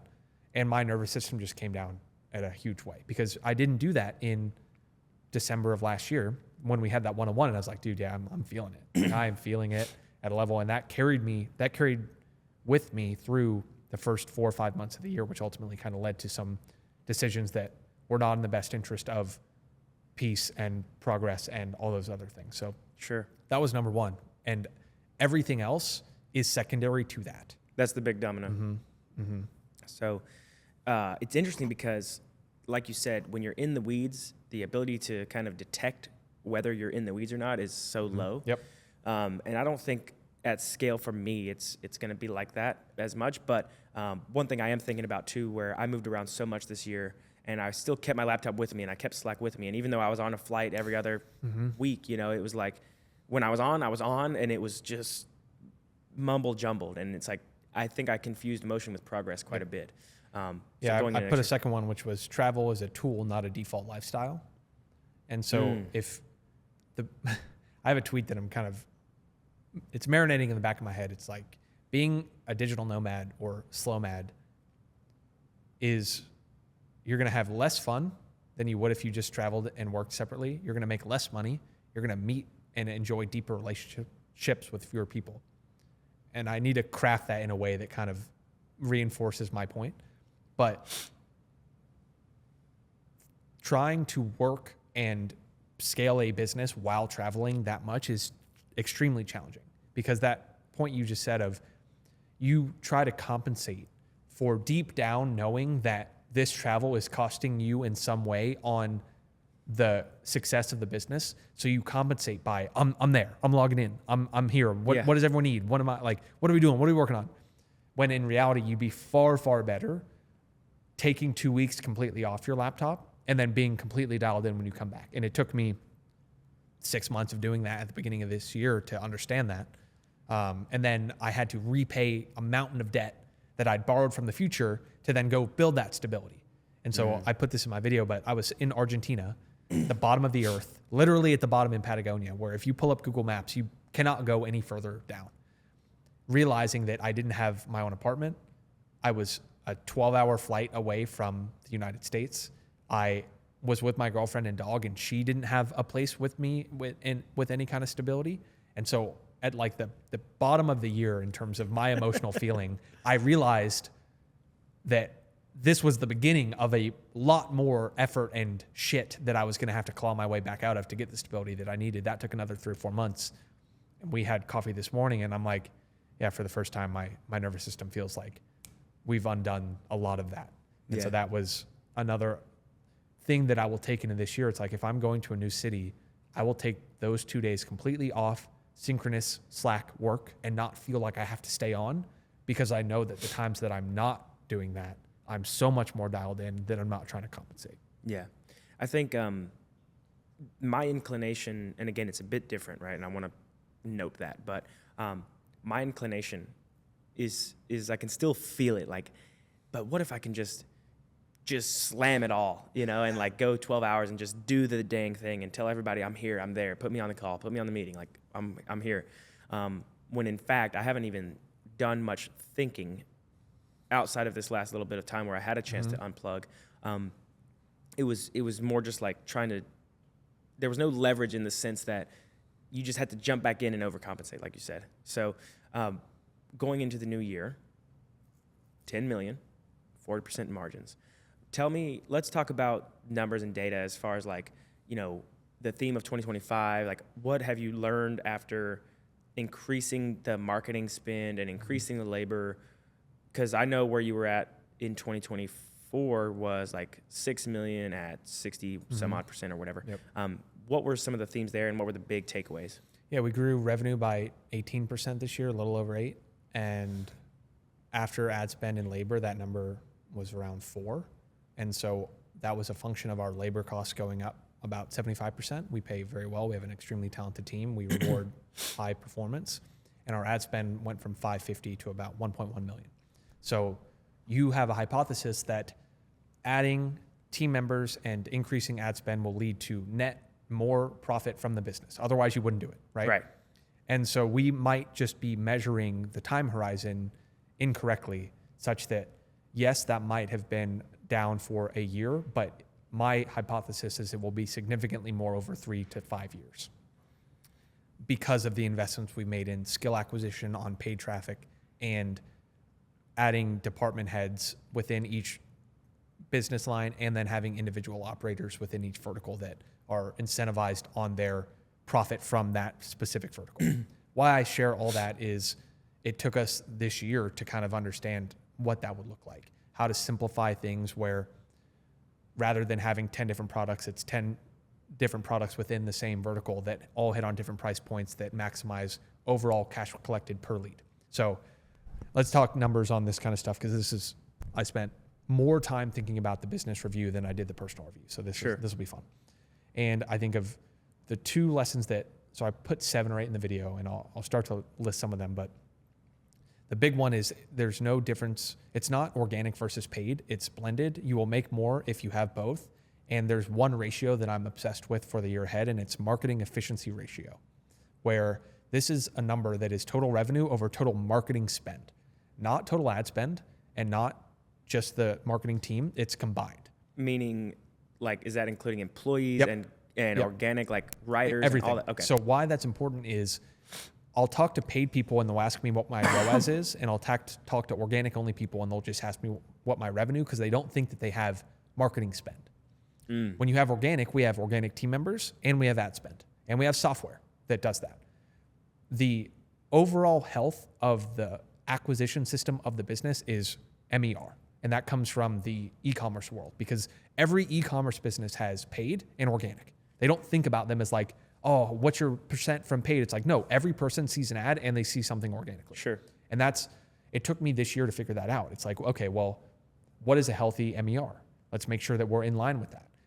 What is a healthy MER as you scale, such that if our MER is 2 on $1 million in marketing spend and $2 million in revenue, that's $1 million net, right? Mm-hmm. That's $1 million that you can pay your team, $1 million you can pay yourselves, whatever. Versus a 5-to-1 MER, but you did $500K in revenue with $100K in marketing spend. You want the second business, right? Because it nets out more. And I think I fell a lot this year thinking like, oh, I have to keep this perfect ratio and then measure everything to a granular level where I can see exact ROAS on this funnel in this way. And that kept us from spending the amount necessary to break through the scaling trough that we were in from the investment in the team that we made. So long-winded way of saying, perfect attribution is the enemy of scaling. And when I instead zoomed out and said, what is the overall cost per call of this particular business? And what is our overall cash per call from this business? That was a far lower down the list lesson, but I'll just bring it up now. And you only need to look at how much it costs you to get something and how much you make from it. And so I never quoted cash per call with you guys, right? Ever. I didn't know it was a thing. And we weren't really spending money on paid, so cost per call wasn't really a thing either. So now I look, okay, well, if we're trying to scale this call funnel within this business, there's only two numbers that matter. Total marketing spend to get someone on the calendar, and then average amount collected per call, right? Why that's important is when you focus on just those two numbers, you can either drive the cost down or increase the cash up. Yep. And one of those, actually, both of those could be totally fine. And then you just need to increase the overall throughput into it.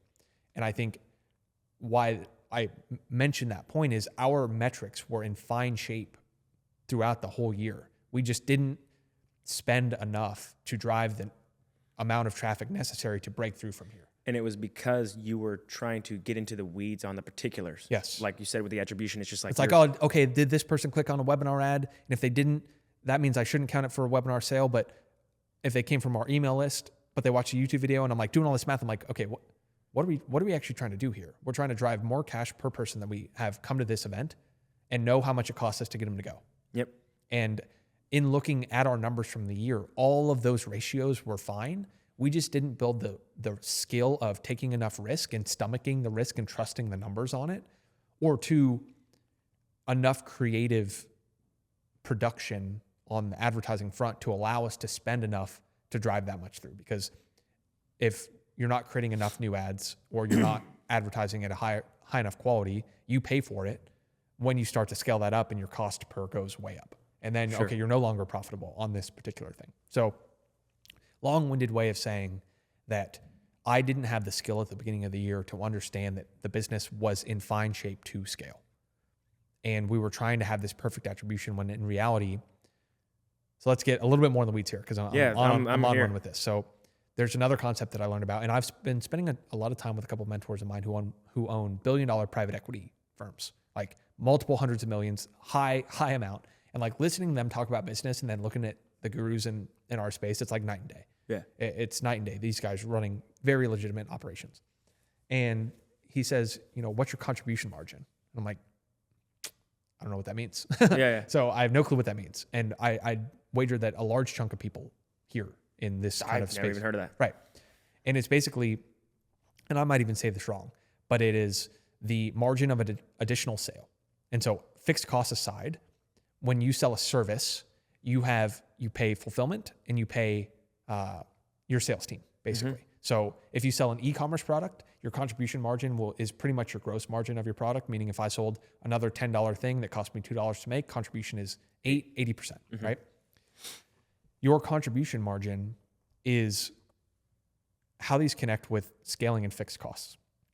When we increase our fixed costs, let's say we had a team of 100K, and then we doubled it to 200K. Yep. That's our fixed costs. Our marginal cost with any kind of service-based business is pretty much just the amount you pay your sales team. Got it. For an additional sale, if they generated a 10,000 more up until the constraint of your ability to fulfill, it's 80%, right? Roughly, because 10%, 5% to setters, 5% to a manager, whatever it is. Why that number is important for us is when we double the team, you go from 100K to 200K in fixed, and your contribution margin is still 80%. Right. You can run the break even of the business as fixed cost over contribution margin. Okay? So track with me for a second. Yeah. When you're at 200K over 8 would be 250, yeah. and 100 over 0.8 would be 125, right? You would think that, okay, I doubled the size of my team. Now my break even where I start to take money out of the business has doubled, right? That's what people would think. And that's what I would think, right? Yeah. Okay, I increase my team. I just now have to make that much more. That's not how it works at all. Because when you scale your team in that way, the number of people that you have to send through the system increases, right? To fulfill customers, right? Yeah. As you increase the number of customers, the amount you pay per customer will always go up. Okay. So when you scale your fixed costs, your contribution margin on an advertising transactional based business goes down. Decreases. Right? And so really what happens is you double your team size from 100K to 200K in fixed, right? Your contribution margin goes from 80 to 65 because you got to pay your sales guys more because they take out, you got to bring on more talent, and you got to pay the meta marketing machine even more to bring that many people through, right? So I do the math in my video, but if you double your fixed costs, you actually triple the amount that you have to do to break even on that much revenue. And so would that be that if you were to try to take, let's say PGA, for example, to $2 million a month, it becomes that more risky? Correct. It becomes that much harder because your contribution margin will continue to go down. Now, how these are connected is the total max capacity of a 100K team might be 500K in revenue. Got it. The total max capacity of a 200K team might be 1.5. Exactly, right? So your goal is when you add that capacity, you should more than outpace the increase in fixed costs, right? And so why that's important is if I model out the max capacity of a 100K team at 80% contribution margin versus a 200K team, it's like 3 times more profit. Meaning I have set the foundation. Now I can actually do the math of what excess the max capacity, what the constraint of this business, if everyone was maxed out, success team wise, sales team was fully allocated, and I've raised the price to the level that I think we will see a decrease in throughput overall.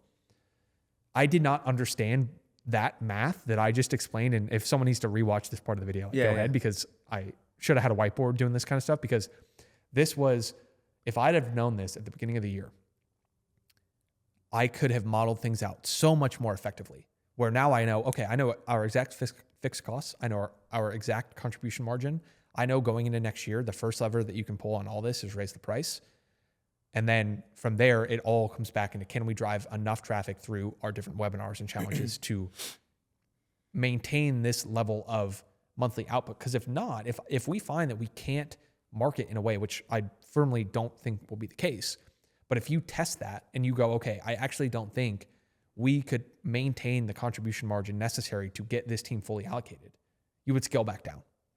And so, like, let's say if you raise the price by $1,000, in theory, does that just go to the bottom line? Correct. Exactly. Okay. Right. Because it takes no additional effort to fulfill. Right. So my quote unquote max revenue capacity goes up by the exact amount there. So the first question is, can I raise this price? And you should do that more than you think. And can you collect more of that money on day one than you currently are? Right. Both of those are extremely contributing to the upfront cash per call, thus increasing the marketing efficiency ratio. So exactly. So why this all comes full circle is like what we spent a lot of this year doing was we dramatically improved our back end retention. So our product quality and just the sales ability of our success team to retain people into our back end. We added in things like having a course and community option only, so they could downsell if someone wasn't interested in paying full price. It's like, okay, that actually costs nothing to fulfill, right? Nothing to fulfill. They just get to attend these group events, right? We then have a further low ticket thing that they could downsell if someone's extremely new and it's like, hey, do you want to just get in the ecosystem?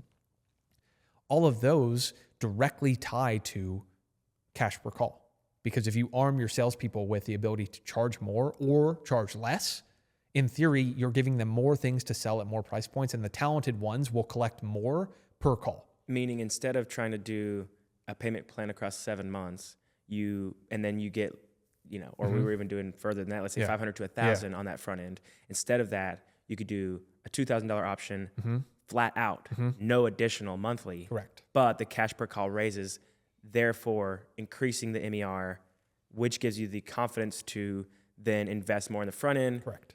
And hit that double to then triple capacity. And so, side tangent on that, we eliminated $500 and $1,000 plans that we were doing in-house without any financing. Close rate did nothing. Cash collected per call went up 25%. Boom. So basically, just cutting off the ability to sell the cheapest thing, immediately raised every metric, and didn't lead to fewer overall enrollment. So the idea that like, oh, these people, like, they need a lower payment plan. It's like, no, you're just selling them the lowest payment plan too often. Because it's easy. Because it's easy. And if you cut those two things out, you closed the same exact number of people. So it actually didn't matter. Yeah. And so we made like 10 little upgrades like that throughout the year, where now I'm just going into the year. It's like, all right, I know roughly how much I want to pay per call, blended across organic, our marketing, our webinars, our low ticket funnel, our VSL funnel, all these different things. Mm-hmm. I'm going to maestro that overview with our marketing team. And then the goal is you just deploy the next dollar in the place that you think will have the best return. And if I know that I'm paying $200 per call on average across the whole portfolio, and then I want to scale that up, I would just look at every vertical, where then you can model individual like throughput within Get back each to one. the attribution. Right. And so, like, for example, if you look at this analysis and you're confident with the blended ratio, mm-hmm. how do you then go back into the weeds of the attribution where you can pick out the winners? Right. So is it exploring which? Yeah. Basically every platform works. It will just break at a certain level of spend. And that has been a big lesson for me this year. If I spend $10 per day on Meta, that will probably be a positive thing, because it's only going to show to who it thinks is the highest intent person. And it has to fail a remarkable number of times for me to not make any money. But if I spent $100,000 per day tomorrow, I'd almost verifiably lose money. And that recognizing that, it's like, okay, well, within each platform, I can scale up to a level where I'm roughly confident that it is still contributing around $200 per call. Now, where this is challenging is if you only go, okay, I'm just going to measure Meta, right? I'm just going to say, what is our cost per call from Meta? What does that actually mean? Is it people who saw an ad at all? Or is it people who only clicked on an ad? Or is it people who only saw an ad in the last 10 days? What if they saw an ad 6 months ago and then watched a YouTube video? Do I credit that? It's not worth it to get that. And much. So it's so, that's the point I made of like getting crazy with it. So it's like, why don't we just pick the most conservative one, where I'm just going to say if they saw an ad at any point, or if they engaged with this platform at all, I'm going to give this platform credit, and take that approach where it's like, okay, that's one approach you could take. You could actually go I used the wrong word there. The most conservative way would be looking at people who only engaged on Meta. Yeah. And I could look at cost per call, and it's like, I know that they opted in here and immediately booked a call. That's always going to be the floor of the profitability of that channel, because it doesn't count all the people who saw an ad then Googled you. It doesn't count all the people who saw an ad 6 months ago and then opted in. Assuming you have more presence. Correct.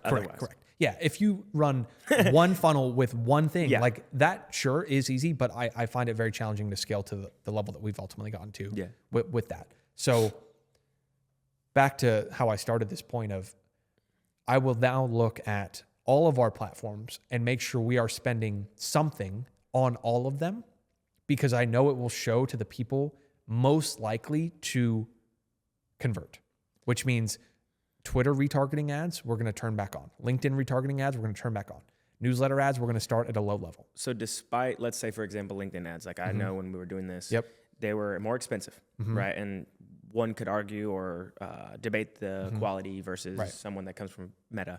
But you're saying that the overall throughput based on MER alone will increase if you distribute horizontally to a certain degree, but there is a cap in terms of the risk. That's assuming that I've maxed out all the other places. So the first thing I'll always go with more. First, I'll want to spend more on whatever's working. Yeah.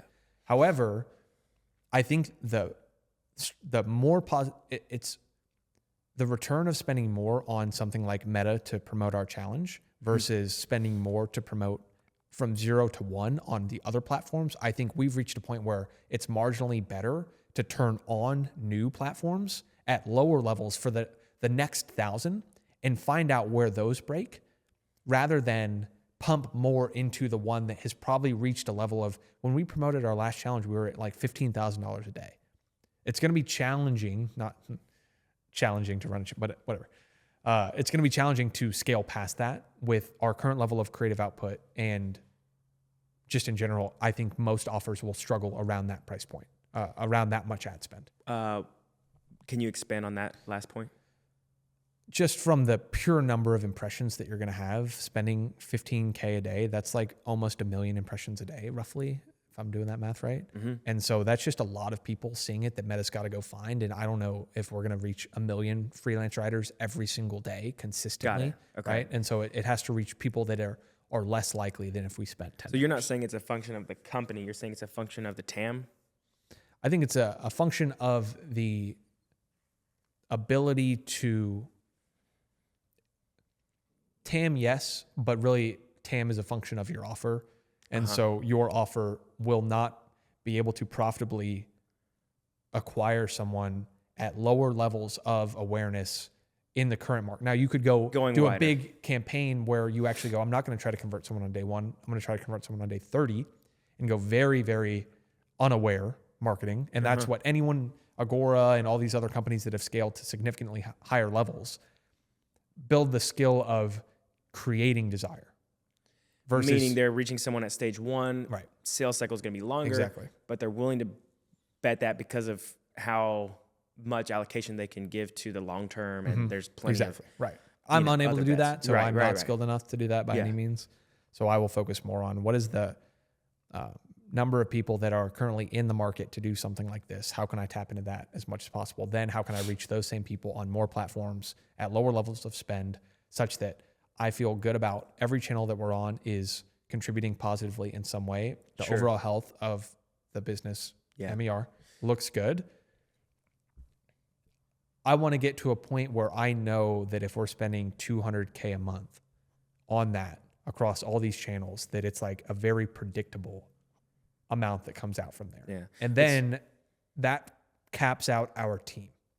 And do I want to scale double the sales team, double the success team again? I don't know. We'll see.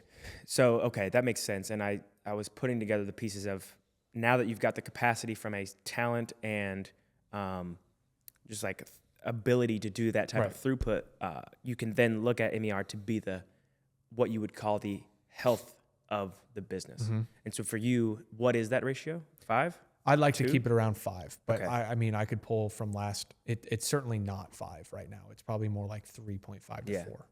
For the audience, you guys have crushed it with organic, and you've been through a few years of pulling those levers now, and I would assume, obviously, that you are still maxing out those verticals. Could you maybe shed some light on what that looks like, and compared to when you built up all the goodwill with Ship 30 and then leveraged that into our beginning of doing PGA and stuff, I'm sure there's been waves, and you've probably had to see what the upside is, and there's probably a limit to what you can do organically. Like, what is going on over there outside of the paid traffic stuff that you're keeping tabs on, and like, are there things you're paying attention to from that perspective? Yeah, LinkedIn was by far our best channel this year.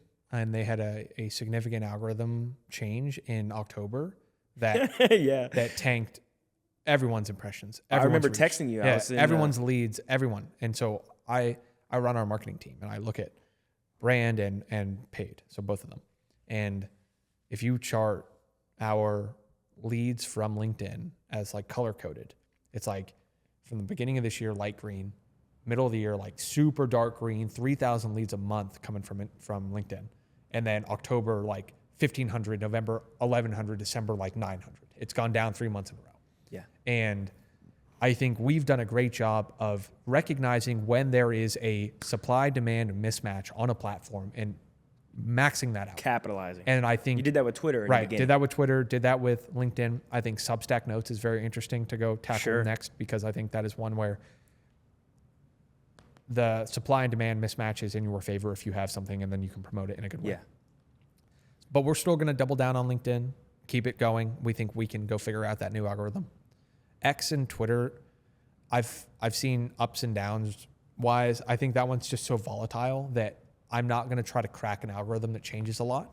I'm just going to keep posting and hope that people click on my profile and use that as the funnel.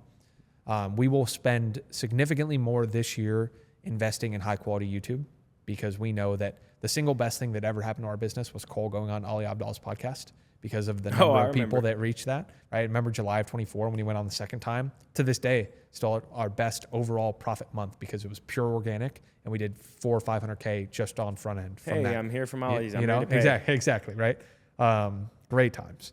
And so that's what's going on organic. We will try to improve Instagram at the same time because I think of all these things, we haven't done Instagram and YouTube at the level that I think we ultimately could. Interestingly, watching from the outside looking in, watching from the outside and in the inside. Yeah. What I've noticed with you guys is that the Instagram opportunity and YouTube has been the one where you haven't deployed as much and therefore it might be next on the list, like you said. So walk me through how you are approaching YouTube and Instagram from a allocation perspective, because now it's all blended, right? Like at first it was just organic and we post everywhere and people come along. But when you're thinking about attacking a new vertical for anybody who's a business owner, specifically who's trying to do this, like what are your thoughts going into these new platforms, being that they are least experienced? Like, is it just the same? Is it the same process? Yeah, I would start to immediately model out the cost of taking that initiative on, right? So for our YouTube, we're spending, $15K a month to have a head of media that handles all the editing and the filming and the setup and all of that, right? Does that include the business, Cole, you, all of it?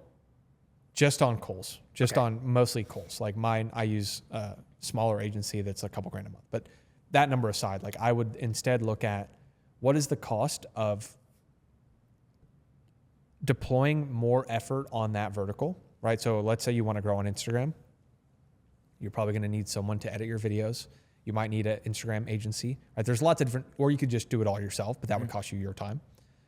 And then it goes back to the MER thing. If you're going to increase your cost to go deploy effort on this platform, you don't want to think about like, oh, I just need to make, if I have $5,000 from an agency and I just need to make $5,000 and I break even. That's not actually what happens, because you need, if you only think in that way, you're not going to generate enough profit as that starts to go up. Because if you want to do Instagram at a higher level, you're probably going to have a bigger team, and that's going to send the number that we talked about down. So it's short-term thinking, and it doesn't account for the contribution margin going down as you scale. Mm-hmm. Exactly. So I instead would look, okay, can I generate $25,000 a month from this platform? Well, what would need to be true for that to happen?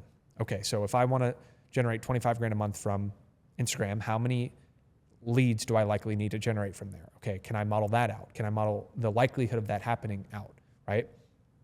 That's just the math we do on any platform.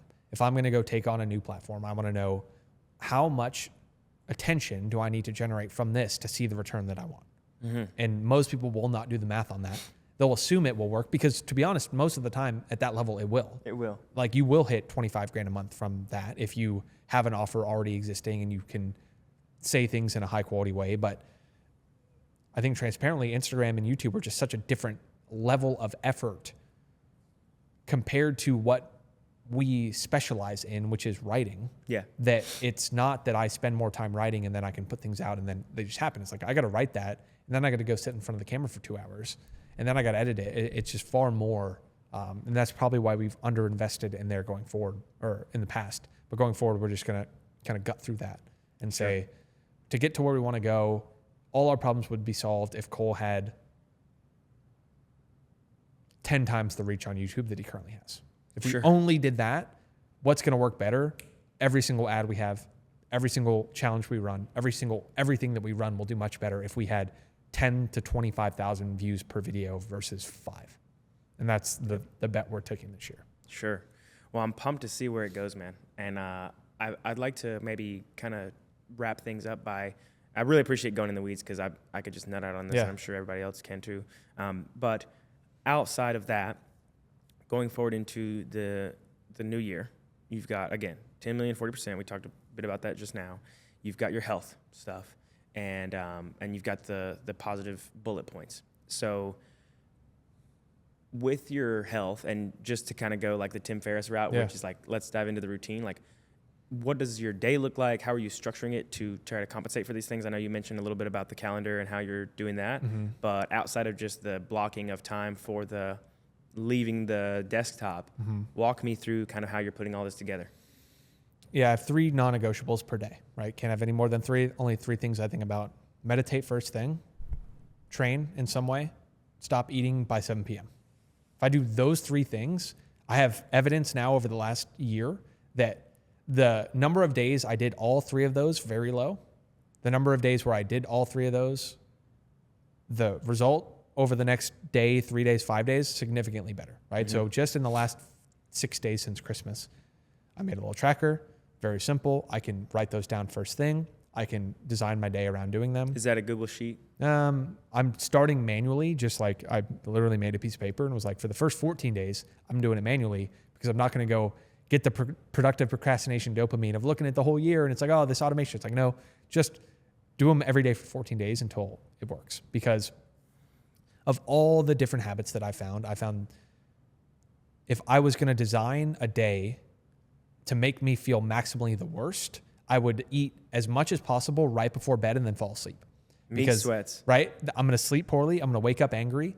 Then I'm not going to meditate because I don't want to sit down and sit with my thoughts. I'm going to have lower willpower throughout the day. I'm going to have lower energy levels throughout the day. It actually doesn't even matter what I eat quite as much as when I eat. And if I'm done by 7 and I go to bed around 9:30, 10, my sleep quality just skyrockets. And so that is, of the 50 things I could do, if I did nothing else this year except that, I think every area of my life improves. And so rather than think about I also got to do my 10,000 steps and I got to read my 10 pages and my gallon of water. It's like, no, almost none of those matter if you eat right before bed and then you sleep poorly.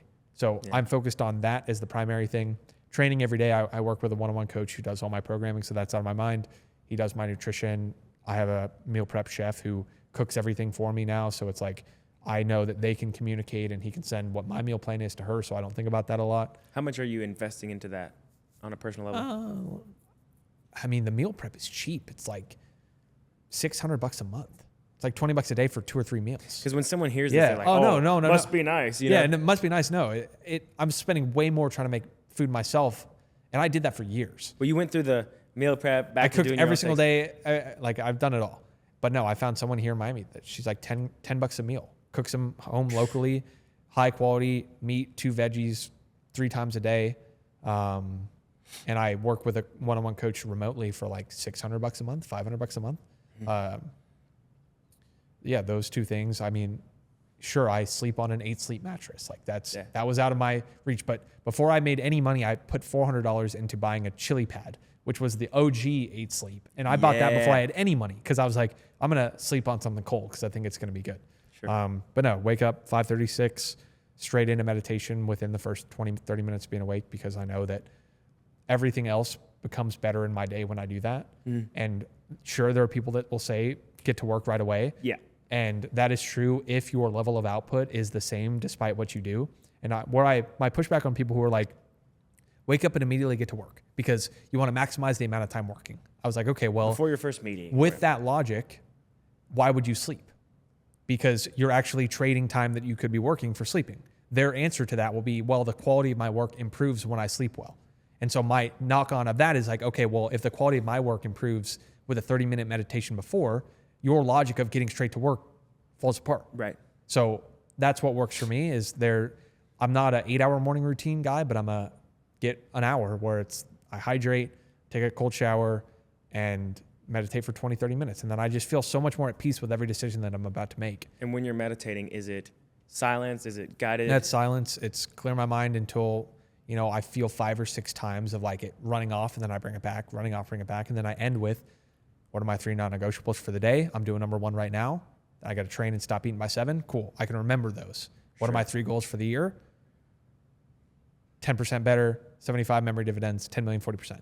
I can easily rattle those off. And that's like the last 2 minutes of my meditation. Finish it, dive right in the first thing. Sure. That's it. So going forward, if you're on the move or you're doing these things, are you still going to try to be as regimented while you're traveling and moving around? Yeah, the nice thing is like those aren't very regimented things. Those are extremely unregimented things actually. Like do I have the ability to meditate for 1 to 5 minutes if I'm traveling no matter what? Absolutely. The eating by 7, that'll be a purely discipline and willpower thing because there will always be an excuse not to, like Ohio State plays tonight against Miami. I love the Buckeyes. Mom went there. I'm going to watch the game, right? I already hear the voice in my head that's like, but you're not going to have any popcorn during the 7:30 game. Like, come on, it's one thing, right? And so that'll be by far the most challenging, but like training, I'm going to train wherever I go. Yeah. Meditate, I can do in the first couple minutes, you know? And so what I do not have is a color-coded calendar of all the tasks that I'm going to do every day, time blocked in advance. I have almost a completely blank calendar at this point, where meetings, I try to batch all on Monday. I have all the department head meetings, the one-on-ones, the chats with my co-founder. We'll do our webinars on Tuesdays for the most part this year, and then no meetings any other day, because that's what maximizes my ability to write, my ability to film, my ability to take long walks and just think about things if I need to, the ability to throw meetings on the calendar with anyone that needs immediate attention, so I don't have too much scheduled in advance. But I think that's the formula. And one thing I appreciated, you wrote a thread about like sobriety and kind of where you fall within that. Yeah. Maybe if you could just expand on that a bit for those watching, because I'll give you some context too. Like when we worked together, I went, almost 2 years without a drink, and you did the same thing, and that served me a ton.